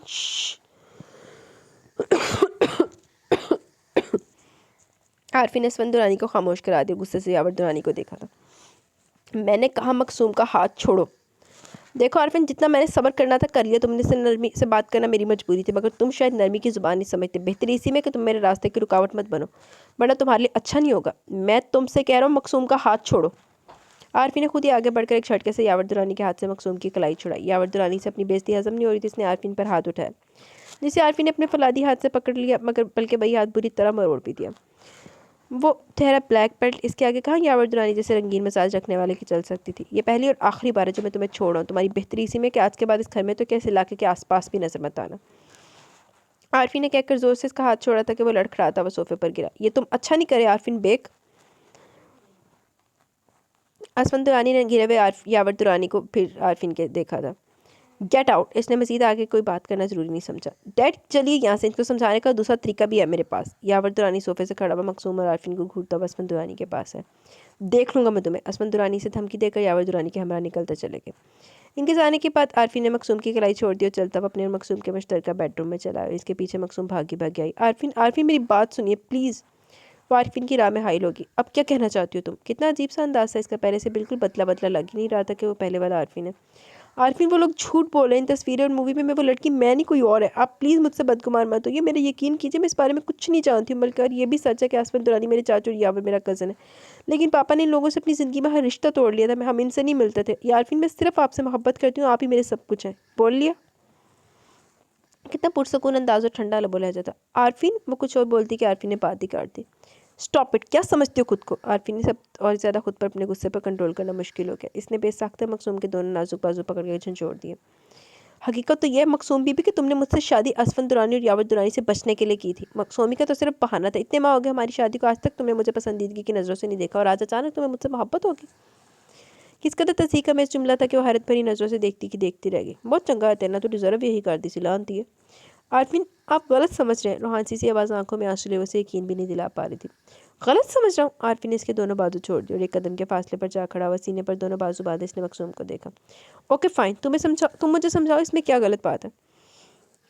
तंजिया मुस्कुराहट लिए उसके बहते आंसू को भी परवाह नहीं करता। Please tell me Maqsoom. Arfin oh sorry Maqsoom Azhar, ये XYZ। प्लीज़ आरफिन ऐसा मत बोलिए। फिर क्या बोलूँ। असल बात तो ये भी है कि तुम्हें प्रोटेक्शन चाहिए थी, और मुझसे जो तुम्हें मिल गई। तुमने मुझे धोखा दिया सो दिया, मगर मैं तुम्हें धोखा नहीं दूंगा, क्योंकि मैं एक फेयर बंदा और फेयर ही लोगों को पसंद करता हूँ। मैंने आपको धोखा नहीं दिया। आंसू आंखों से ज़ारों कतार रमादमा थे। एक और मजाक। एनीवेज मैं ज़्यादा बहस में नहीं पड़ना चाहता। तुम्हें एक मजबूत सहारा चाहिए था। असफन दुरानी और यावर दुरानी से बचने के लिए तुम्हें मिल गया। जब तक ये मामला क्लियर नहीं हो जाता, इस वक्त तक तुम यहाँ रह सकती हो। कितना सख्ती हो गया था वो कि मकसूम के रोने का भी ख्याल नहीं कर रहा था। ये तो दावा करता था कि इसकी सोच पढ़ने का। फिर अब क्या हुआ कि इसके दावे सारे के सारे धरे रह गए। मगर ये भी सच हकीकत है कि इसने ये सब छुपाया, अपनी पिछली ज़िंदगी छुपाई इससे। मगर इन सबसे ज़्यादा बड़ा सच ये भी था कि वो आरफिन से प्यार करने लगी थी, अंदर ही अंदर इसे चाहने लगी थी, और इस बात को इकरार भी कर लेती अगर अचानक से यावर दुरानी और असफन दुरानी बीच में नहीं आ जाते। जो कुछ भी हुआ इसका अंजाम, मगर वो आरफिन से जुदाई नहीं चाहती थी। ये सोची सुहाने रू थी। वो तो कब का जा चुका था, मगर इसको अंगारों पर बरनापा चलने के लिए छोड़ दिया। तू डिजर्व यही कर दी थी। तू अपने आप को टाइम देना, तो अपने आप को समझा लानती है। वो बेड ग्राउंड से टेक लगाए आंखें मूंदे हुए थी। खटके की आवाज़ पर आंख हो रही तो हुनैन अफरीदी अंदर आया और पास पड़ी के चेयर घसीट के बेड के पास लाकर इस पर बैठ गया। लारोशो कलान तो इसको देखती सीधी होकर बैठ गई। जो कुछ हो, मैं इस सब के लिए तुमसे बहुत शर्मिंदा हूँ। मुझे ऐसा नहीं करना चाहिए था। हुनैन अफरीदी ने बगौर लारोशो कलान को देखा, जो इन चंद दिनों में बिल्कुल मुरझा के रह गई थी। जुबारी और बीजान तो बहुत इसका ख्याल रखी थी, मगर वो अंदर ही अंदर घुट रही थी। हुनैन अफरीदी और इसके दोस्तों की इस हरकत और बेइज्जती ने इसे अपनी नज़रों में गिरा दिया। इसकी नस्वानियत को गहरी चोट लगी थी। ना चाहते हुए भी इसकी हिरनी आंखों से आंसू बह निकले। हुनैन अफरीदी को जाने की तकलीफ हुई। अंदर जो कुछ हुआ, किसी जज्बे ने सर उठाया जिसे वो समझने से कासिर था। अमान ने तुम्हारे साथ जो कुछ किया, वो भी अपनी गलती पर पशेमान, अपनी गलती की तलाफी चाहता है। वो तुमसे शादी करना चाहता है। हुनैन अफरीदी का ये कहना ऐसा था जैसे इसके सर पर पूरी छत आ गिरी। वो आंसू रोके से देखने लगी। ये आप क्या कह रहे हैं हुनैन, कुछ अंदाज़ा है आपको। हाँ तो इसमें बुरा क्या है। हमारा इस्टेब्लिश है, अच्छी फैमिली से बिलोंग करता है, फ्यूचर भी रोशन है और तुम्हें बहुत खुश रखेगा। रहा हमारा निकाह तो ये बात तो सिर्फ हम दोनों के बीच ही है। मैं तुम्हें अभी डिवोर्स। खुदा के लिए चुप हो जाइए। लारोश गुलान ने तेजी से इसकी बात काटी। देखो लारोश, मेरे साथ ज़िंदगी गुजारना बहुत मुश्किल है तुम्हारा। मैं तो ऑलरेडी समिया को पसंद करता हूँ और बहुत जल्दी से शादी करूँगा। घर वाले आज नहीं तो कल मान ही जाएंगे, मगर मैं तुम्हें अपने नाम के साथ बांध के रख के तुम्हारी ज़िंदगी ख़राब नहीं कर सकता। इसलिए मेरा ये फैसला अटल है कि मैं बहुत जल्द तुम्हारे हाथ में आज़ादी का परवाना रखकर मात को इजाज़त दे दूँगा। वो जल्दी अपनी फैमिली को लेकर तुम्हारे रिश्ते के लिए यहाँ आ जाए। हुनैन अफरीदी ने मजीद कुछ नहीं कहा और एक सरसरी से नज़र इस पर डालकर कमरे से निकलता चला गया। लारोशा गुलान सिर्फ देखती ही देखती रही। नहीं, ये नहीं हो सकता, मैं सब कुछ नहीं होने दूंगी। लारोशा गुलान ने बड़ी बेदर्दी से अपना चेहरा साफ कर बहुत कुछ सोचकर बेड से नीचे उतरी थी। कितने चली हाँ सानवी दास जा। वो आज ऑफिस से आया था, खुद ही तैयार हुआ। याले की ज़रा सी मदद लेना गवारा नहीं था। ड्रेसिंग टेबल के सामने खड़ा बाल बना रहा था, मगर मिरर में नजर आते इसके अक्स पर निगाह टिकी हुई थी। वो सर झुकाए खड़ी थी, बहुत कमज़ोर हो गई थी। चांद को शर्माता इसका हुस्न मान पड़ गया था। इसकी झील जैसी सबज आंखें, इनमें वो कभी नमी नहीं देखना चाहता था। अब वो हर दम भीगी रहती थी। वो कहीं कुछ ज़्यादा ही तो गलत नहीं कर रहा। वो तो याले से इश्क करता था, मोहब्बत करता था। फिर ये कैसी मोहब्बत थी जिसमें वो जल भी रही थी और जला भी रही थी। वो माँ बनने वाली थी, इस वक्त इसकी मोहब्बत की तवज्जो की ज़रूरत थी। रज़ा की तरफ वो यहाँ नहीं था जब भी इसने ऐसी हालत में अकेले ही तकलीफ उठाई थी, और आज भी वो इसे अकेला छोड़ रहा था। रज़ा की बार तो वो यहाँ मौजूद नहीं था, मगर अब तो वो यहाँ था। फिर क्यों इसे वो सज़ा दे रहा था?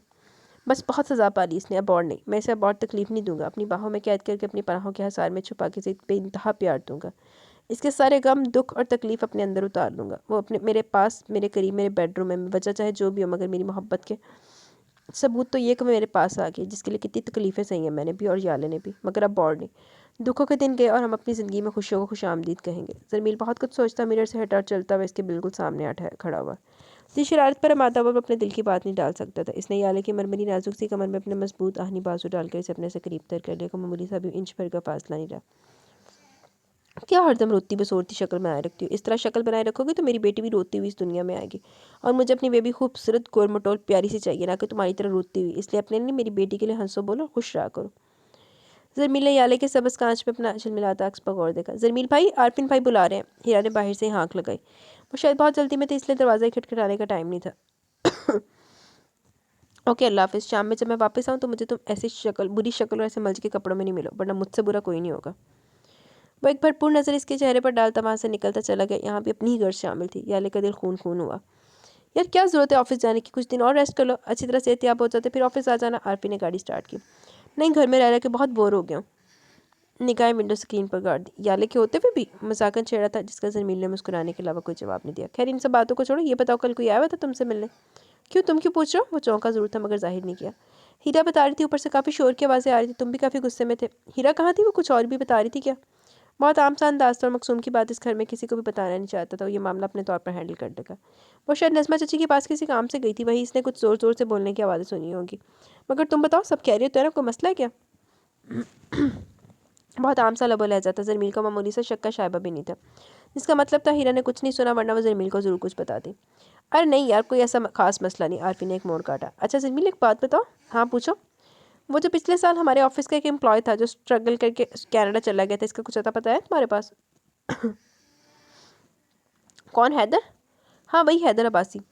हाँ क्यों नहीं होगा, वैसे आसान तरीका तो यही होगा कि इंटरनेट पर मालूम करना, वाला हमारे कंप्यूटर डिपार्टमेंट में इसकी सारी इन्फॉर्मेशन होगी। लेकिन तुम्हें अचानक से इसकी क्या ज़रूरत पड़ गई? जरमील ने सवालिया नज़रों से स्टेयरिंग घुमाते आरफिन को देखा। कुछ नहीं, बस ज़रा हैदराबादी से थोड़ा काम था। खैर तुम छोड़ो, मैं पता कर लूँगा, तुम सुनाओ। आरफिन ने बासानी बातों का रुख दूसरी तरफ मोड़ दिया था। राबिया, आसिया, फ़हीम अहमद आज उम्रे से वापस आ गए थे। आ गए कि तो सी, और इनके साथ वानिया भी आई थी। हाँ, उम्र तो गए कि तो सी। सब बहुत खुश थे कि अचानक से किचन से कुछ गिरने की जोरदार आवाज़ आई। मामा, या अल्लाह खैर, ये आवाज़ तो याले की है। आसिया हाथ में पकड़ा बैग वहीं फेंकते किचन की सिमत भागी। इनके पीछे नजमा भी दिल पर हाथ रखे भागी थी। हीरा और रिबानिया ने भी जाने में देर नहीं की। भाई ड्राइवर की हमरा गाड़ी से सामान निकालते सही अमर और फ़हीम अमर बेखबर थे। किचन में याले को मार्बल के फर्श पर औंधा पड़ा देख कर नजमा का तो आसान ही खता हो गया। अच्छा, मैं लगता कहानी कुछ महीने आगे निकल गई है। वो वहीं दीवार का सहारा लेकर ना खड़ी होती तो चकरा के ज़मीन बूस हो जाती। आंखों के आगे अंधेरा से छाने लगा। हीरा, मकसूम, वानी और आसिया तेरी से याले के पास ज़मीन पर बैठी हुई आहिस्की से मगर जल्दी सीधा किया, मगर याले बेहोश हो चुकी थी। याले मेरी बच्ची, आंखें खोलो। आसिया ने इसका सर अपनी गोद में रख लिया। ये बेहोश हो गई, जल्दी से एम्बुलेंस बुलाओ। ऑफिस फ़ोन कर दिया गया था। आरफिन और जरमील वहीं हॉस्पिटल में आ गए। कैसे हुआ ये सब? जरमील आसिया के पास है, इनकी उम्र पर से आने की खुशी मनाई है, याले के गिर जाने पर अफसरदा हो। जरमील भाई, याले किचन में थी, स्टूल पर चढ़कर शायद ऊपर कैबिनेट से कुछ निकाल रही थी, इसी पर से गिर गई। हीरा ने शर्मिंदगी से कहा। तुम कहाँ थी? जरमील ने हीरा को सख्त नज़रों से देखा। हम सब मम्मी डैडी और पुप्पो को एयरपोर्ट रिसीव करने गए थे। इन्हें लेने नजमा चाची और सलीम चाचू जब गए थे तो तुम्हारा जाना ज़रूरी था। आज काफ़ी अरसे बाद जरमील का गुस्सा उठ कर आया। हीरा की आंखों में आंसू आ गए। वो तो राबी पुप्पो आगे बढ़ी, जरमील के चौड़े शाने पर हाथ रख दिया। हीरा तुम जाओ। इन्होंने इसे इशारे से जरमील के सामने से हट जाने को कहा। हीरा वहाँ से हटी और बेंच पर जाकर सर झुकाया इश्क बहाने लगी। मकसूम तुम तो घर में थी, तुमने भी याले का ख्याल नहीं रखा। राबी ने शिकायती नज़रों से मकसूम को देखा। मकसूम ने शर्मिंदा शर्मिंदा सी निगाहें ऊपर उठाई। वहीं पास खड़े आरफी ने से नज़रों का तसादम हुआ, जो सीने पर हाथ बांधे खड़ा था, मगर मकसूम के देखने पर रुख फेर लिया। मकसूम का दिल इस दुश्मन चाहकर इस तरह से मुंह फेरने पर कट कर रह गया। फिर राबी भी तो गलत नहीं कह रही थी, इसको याले को ऐसी हालत में छोड़कर नहीं जाना चाहिए था ऊपर अपने बेडरूम में। आई एम सॉरी अम्मी। सॉरी से क्या होगा, जो होना था वो तो हो गया। तुम लोगों को ख्याल रखना चाहिए था, मुझे कम से कम तुमसे ही उम्मीद नहीं थी। राबी ने मकसूम को सख्त सुनाई थी, जिसका इसने कतई बुरा नहीं माना। जरमील ने गुस्से की नज़र मकसूम के झुके सर पर डाली और वहाँ से निकटता चला गया। कुछ ही घंटे में डॉक्टर भी आ गए। आसी और राबी जल्दी से आगे बढ़ी। डॉक्टर कैसी है हमारी बच्ची? बहुत सीरियस कंडीशन हो गई है, अबॉर्शन करना लाजमी हो गया। क्या? पीछे किसी के गिरने की आवाज़ पर सबने पीछे मुड़कर देखा तो नजमा ज़मीन पर गिर चुकी थी। जल्दी से वो सबीन की तरफ बढ़े। नजमा? आसिया ने नजमा का गाल थपथपाया, मगर बेसूद थी। जल्दी जल्दी स्ट्रेचर मंगवा और 2 नर्सों की मदद से इनको इस पर डाला गया। सेकंडों में इन्हें ट्रीटमेंट दी गई थी। चलो पहला स्यापा हट लिया, नहीं तो दूजी एक और अथी दाखिल हो गई। दूसरे दिन याले घर आ गई थी। वो अंदर से बिल्कुल खाली हो गई थी, बिल्कुल चुप और खामोश थी। होंठों को तो इसी तरह सीरिया जैसे कभी ना बोलने की कसम खा ली हो। नजमा का दिल अपनी इकलौती बेटी की हंसी हालत पर खून के आंसू रोने लगा। वो अंदर ही अंदर घोल रही थी, कितनी बदनसीब थी इनकी बेटी के, इसके मुकद्दर में खुशियाँ ही नहीं थी। नजमा भाभी? राबिया ऊपर से आई थी। नजमा के पास जो टीवी लाउंज में अकेली सोफे पर बैठी किसी गहरी सोच में मुनहमिक थी। इनके चेहरे पर कितना दर्द था। वो याले के लिए कितना परेशान थी, ये सब साफ जाहिर हो रहा था। राबिया, मेरी याले के नसीब में खुशियाँ नहीं है क्या? इनके दिल का दर्द होंठों पर आ गया। अल्लाह ना करे नजमा भाभी, ऐसे नहीं सोचते। राबिया नजमा के बराबर में इनके साथ बैठ गई। कैसे ना सोचो राबिया, तुम खुद ही देखो, जब से याले की शादी हुई है इसे कभी कोई खुशी नहीं मिली। इसके चेहरे पर से खुशियाँ मुस्कुराहटें रूठ गई हैं, जिससे वो बिल्कुल नाउमीद हो गई हो अपनी ज़िंदगी से। पता नहीं वो ज़िंदगी जी रही है, ये ज़िंदगी इसको जी रही है। न चाहते हुए भी इनकी आंखों से अश्क बह रहे थे। इनकी आज़ारी पर राबिया की भी आंखें नम हो गई।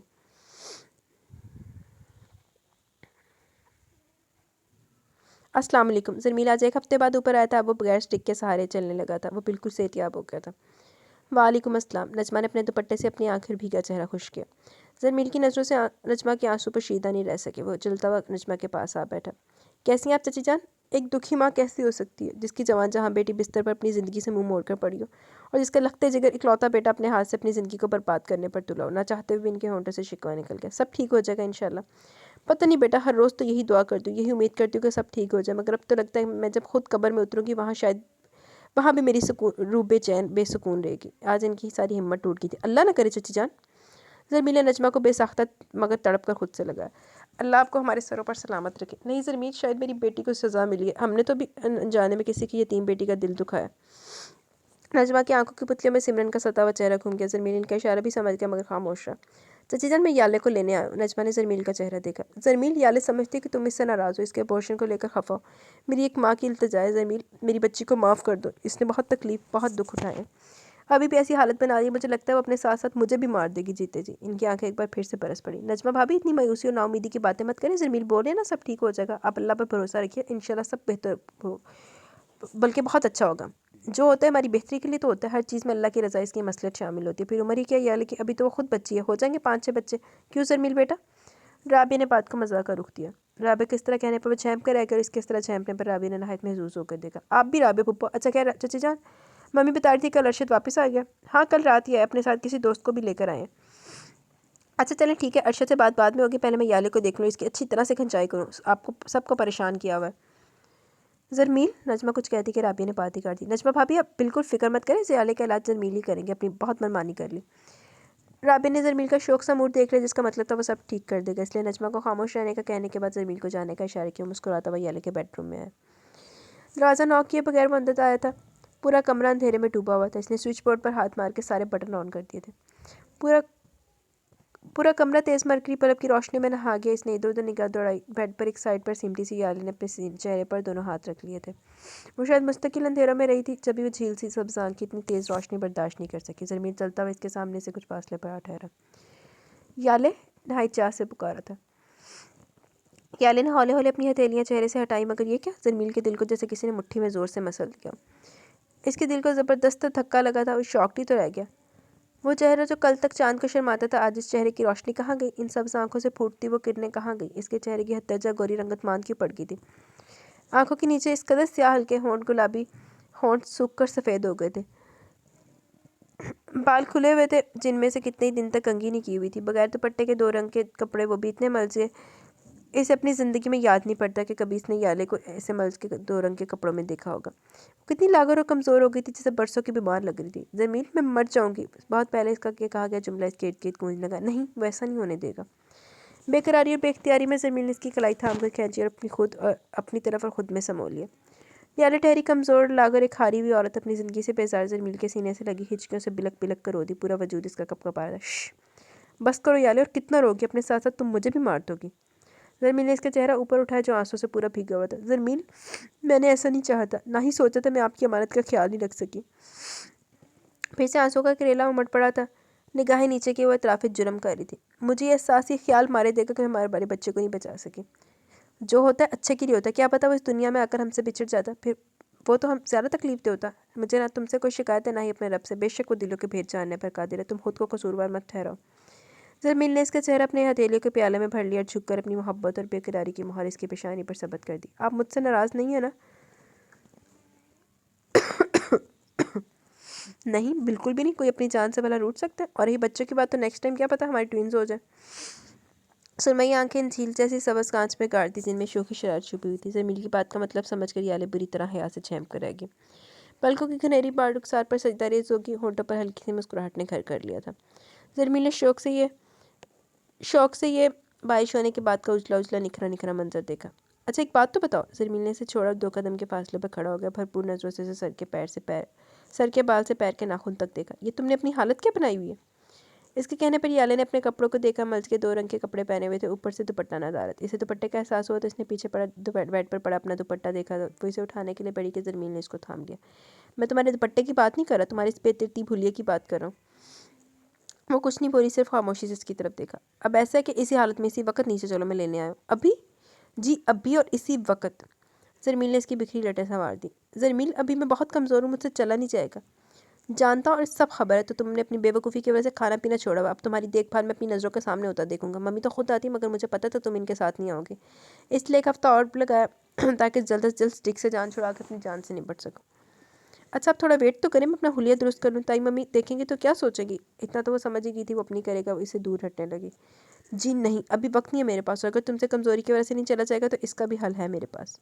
ज़रमील ने मुस्कुराते हुए इसके नाजुक पैरों को अपने हनी मजबूत बाजों पर उठा लिया। नहीं ज़रमील, मैं हिम्मत करके चल लूँगी। वो गड़बड़ा कर रहेगी।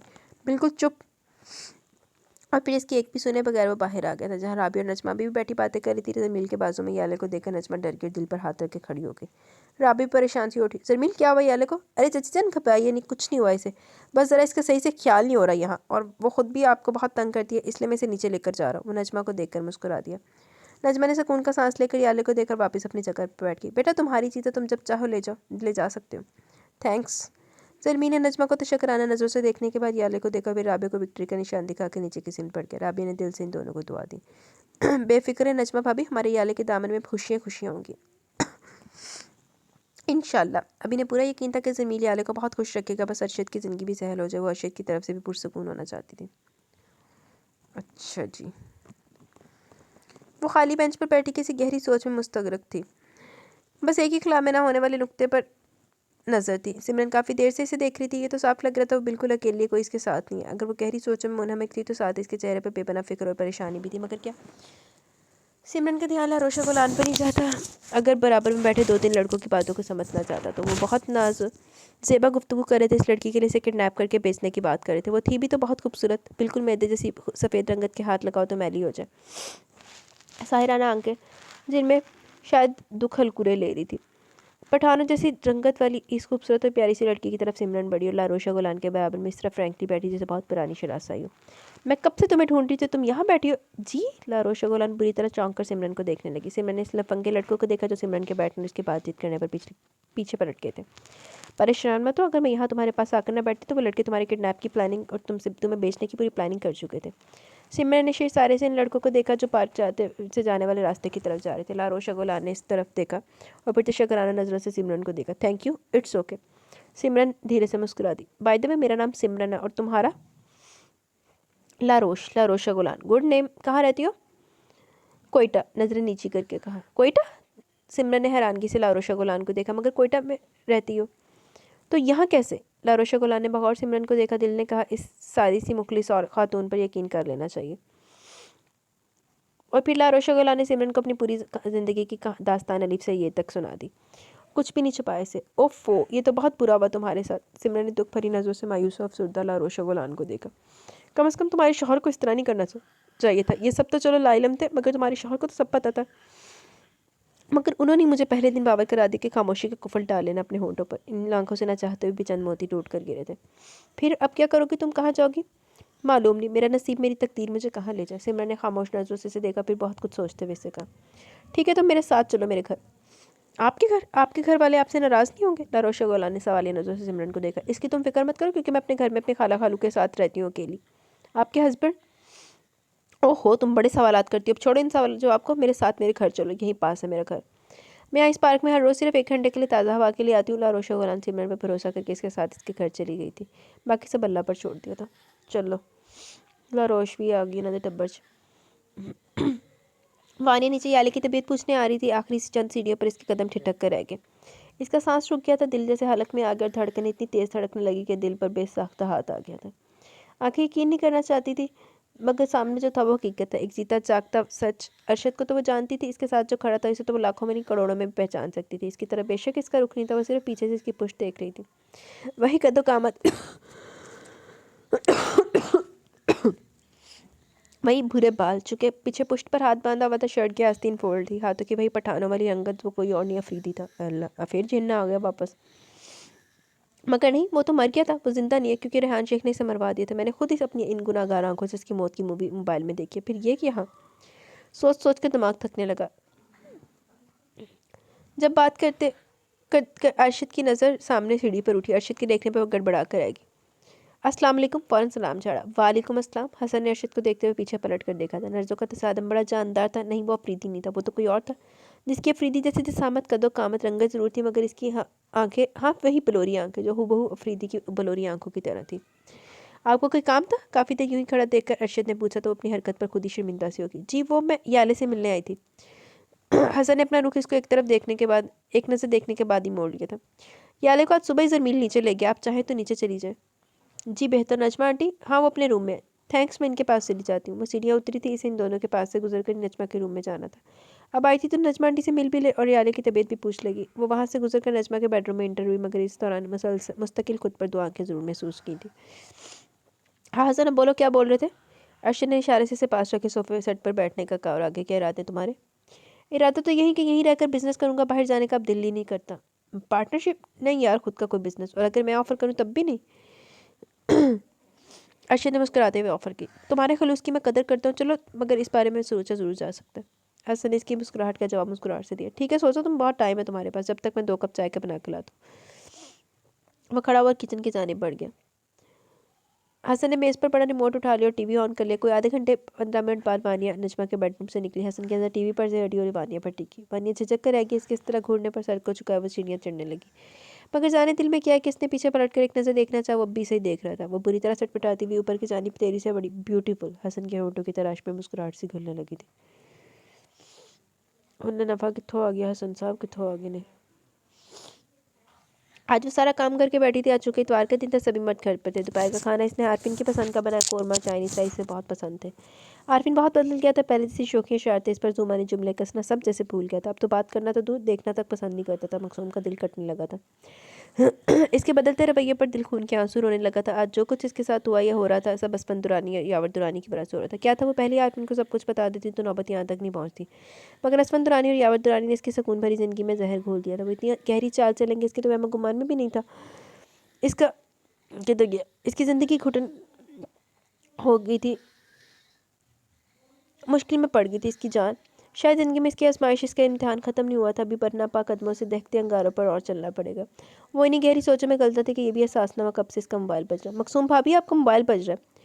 वानी अपने रूम में जा रही थी। मकसूम को देखा जो अकेली सोफे पर बैठी सामने टीवी चल रहा था, मगर इसका दिलो दिमाग कहीं और ही भटक रहा था। हाँ, वो बेजा चौंक कर वानिया को देखने लगी। आपका मोबाइल काफ़ी देर से बज रहा है शायद। ओह, इसने मोबाइल उठाया जहाँ कोई अनजाना नंबर था। इसके कुछ सेकंड नंबर देखा, वो नहीं जानती थी कि किसका फ़ोन है। फ़ोन बंद हो गया मगर फिर फ़ोन बजने लगा। मानी तो अंदर चली गई, इसने बुलाकर फ़ोन उठा लिया। हेलो, कामती आवाज़ कमरे से निकलते आरफिन के कदम वहीं ठहर गए।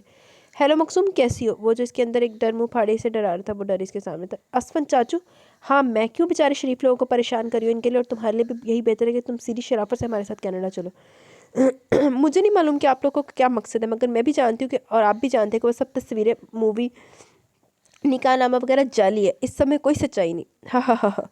नहायत जानदार फातिहाना कहकर काफ़ी देर तक सुनाई देता रहा। बिल्कुल ठीक कहा तुमने कि वो सब जाली है, इनमें कोई सच्चाई नहीं, मगर क्या करें, वो कहते हैं ना कि मोहब्बत और जंग में सब जायज़ है। शर्म करें असफन चाचा, पापा ने आपको हमारी ज़िंदगी से बेदखल कर दिया था, और हमें भी वसीयत की थी कि आपसे इनके मरने के बाद भी ना मिले। यकीनन आप में कोई खामी है। खैर ये सब बातें तो एक तरफ, फ़िलहाल तुम जल्द से जल्द यहाँ, मैं तुम्हारी शादी यावर से करवा दूंगा।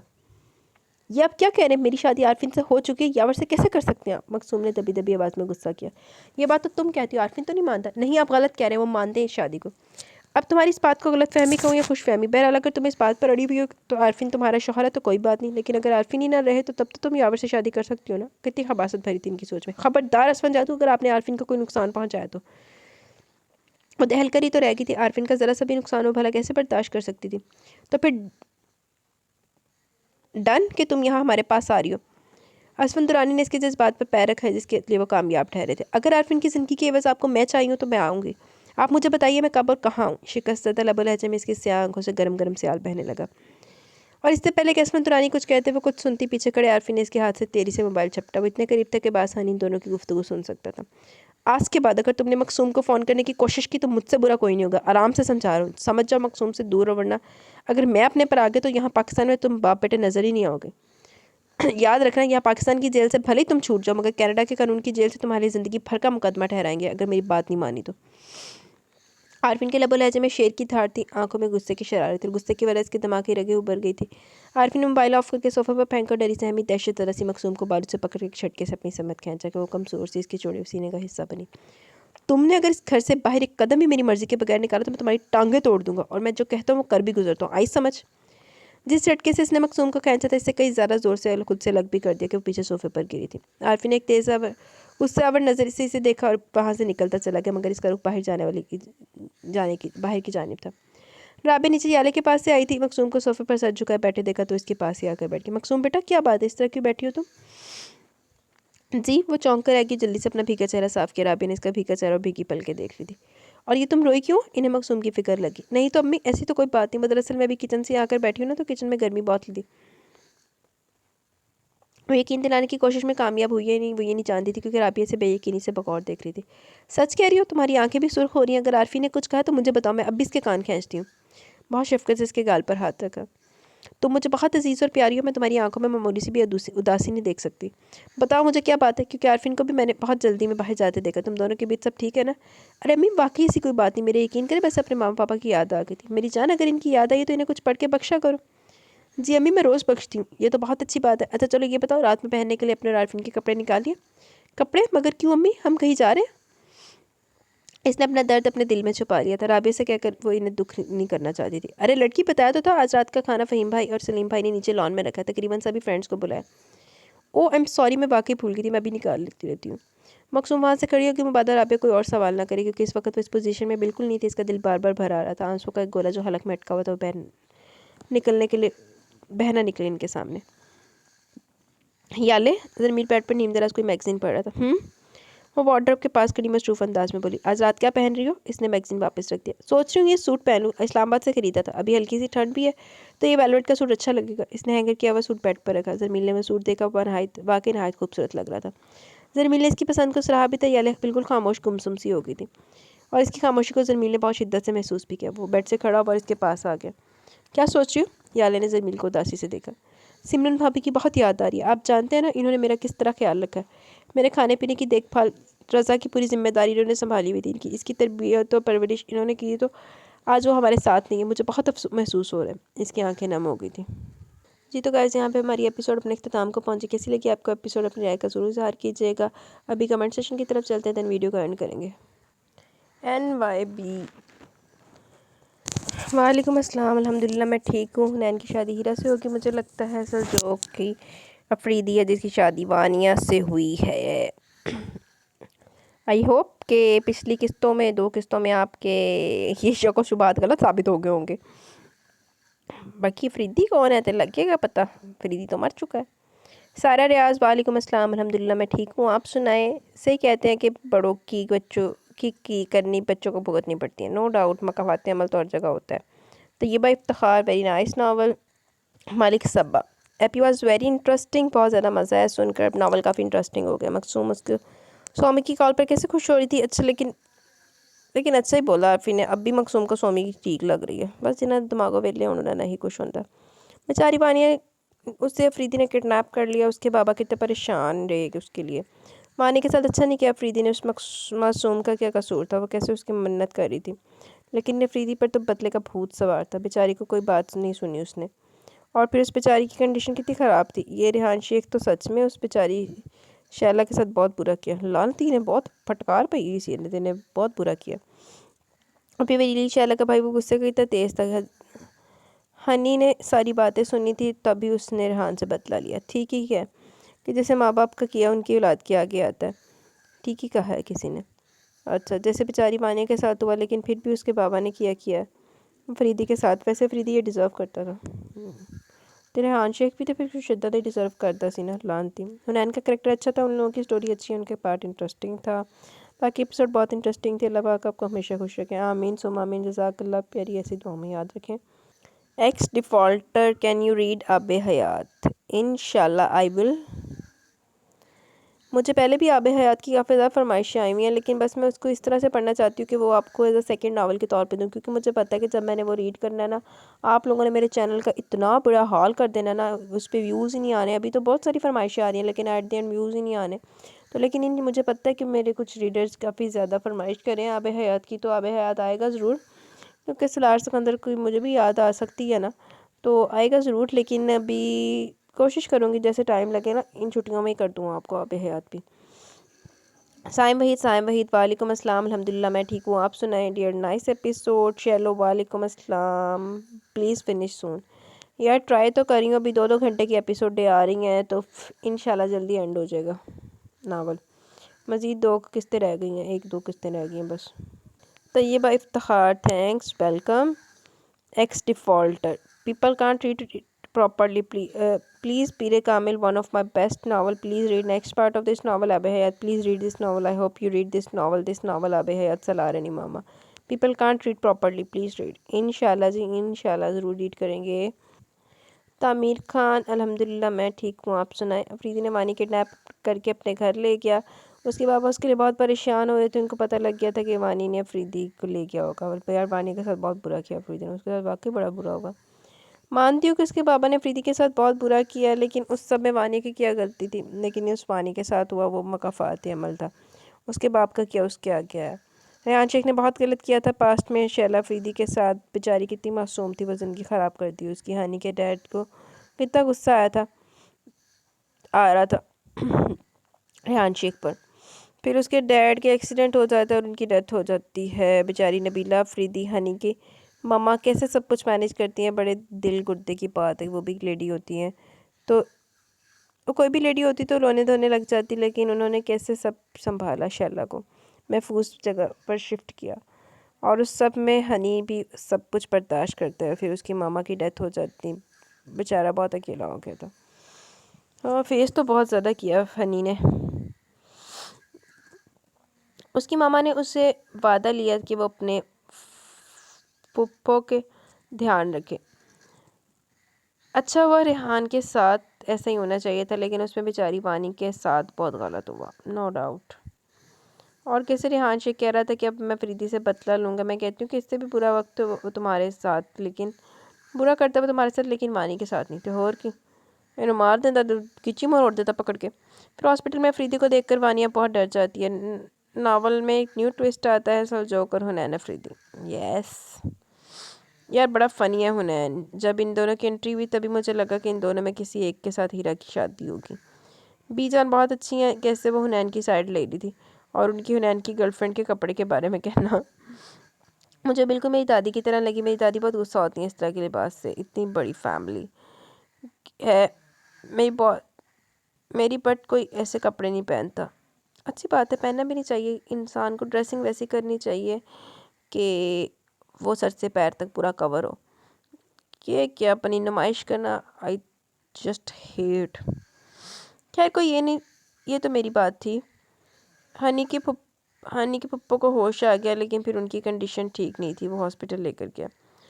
हाय हुरा बच्चे, मैंने आपको रिप्लाई नहीं किया क्योंकि मैं कल नॉवल तो सुना लेकिन कमेंट नहीं सुना था, टाइम नहीं मिला, तो आज सुन के रिप्लाई कर रही हूँ। ओके, मेरी हुरब सो गई है, अब भी इंतज़ार करती करती मुझे कहती मैंने गाइस से बात करनी है, लेकिन वो सो गई है।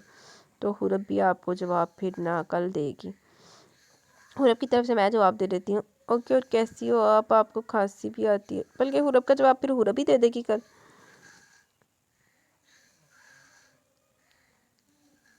जब हुरब जाग रही हुई और हुरब यहाँ पे हुई तो इंशाल्लाह हुरब आपको जवाब देगी।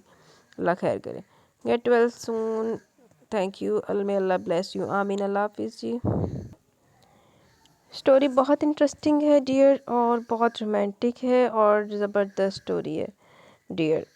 यार ये मेरे one of the most most favourite novel है, मुझे ये नावल बड़ा पसंद है।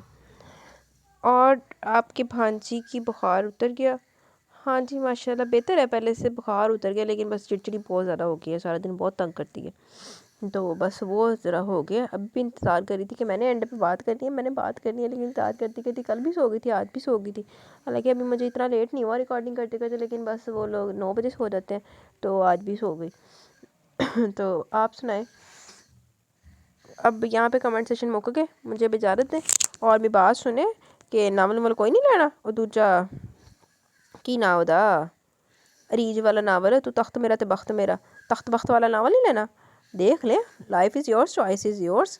कोई रह गए कोई 150 या 180 सब्सक्राइबर पूरे कर दो, पीछे दिन भी 8-9 रह गया, सब्सक्राइबर पूरे होंगे तो देन आगे बात बढ़ेगी। तो ऐसा है कि कमेंट सेशन भी अपने इख्तिताम को पहुँचे, मुझे इजाज़त दें, इंशाल्लाह कल मिलेंगे न्यू एपिसोड के साथ, तब तक के लिए अपना बहुत सारा ख्याल रखें, दुआ में।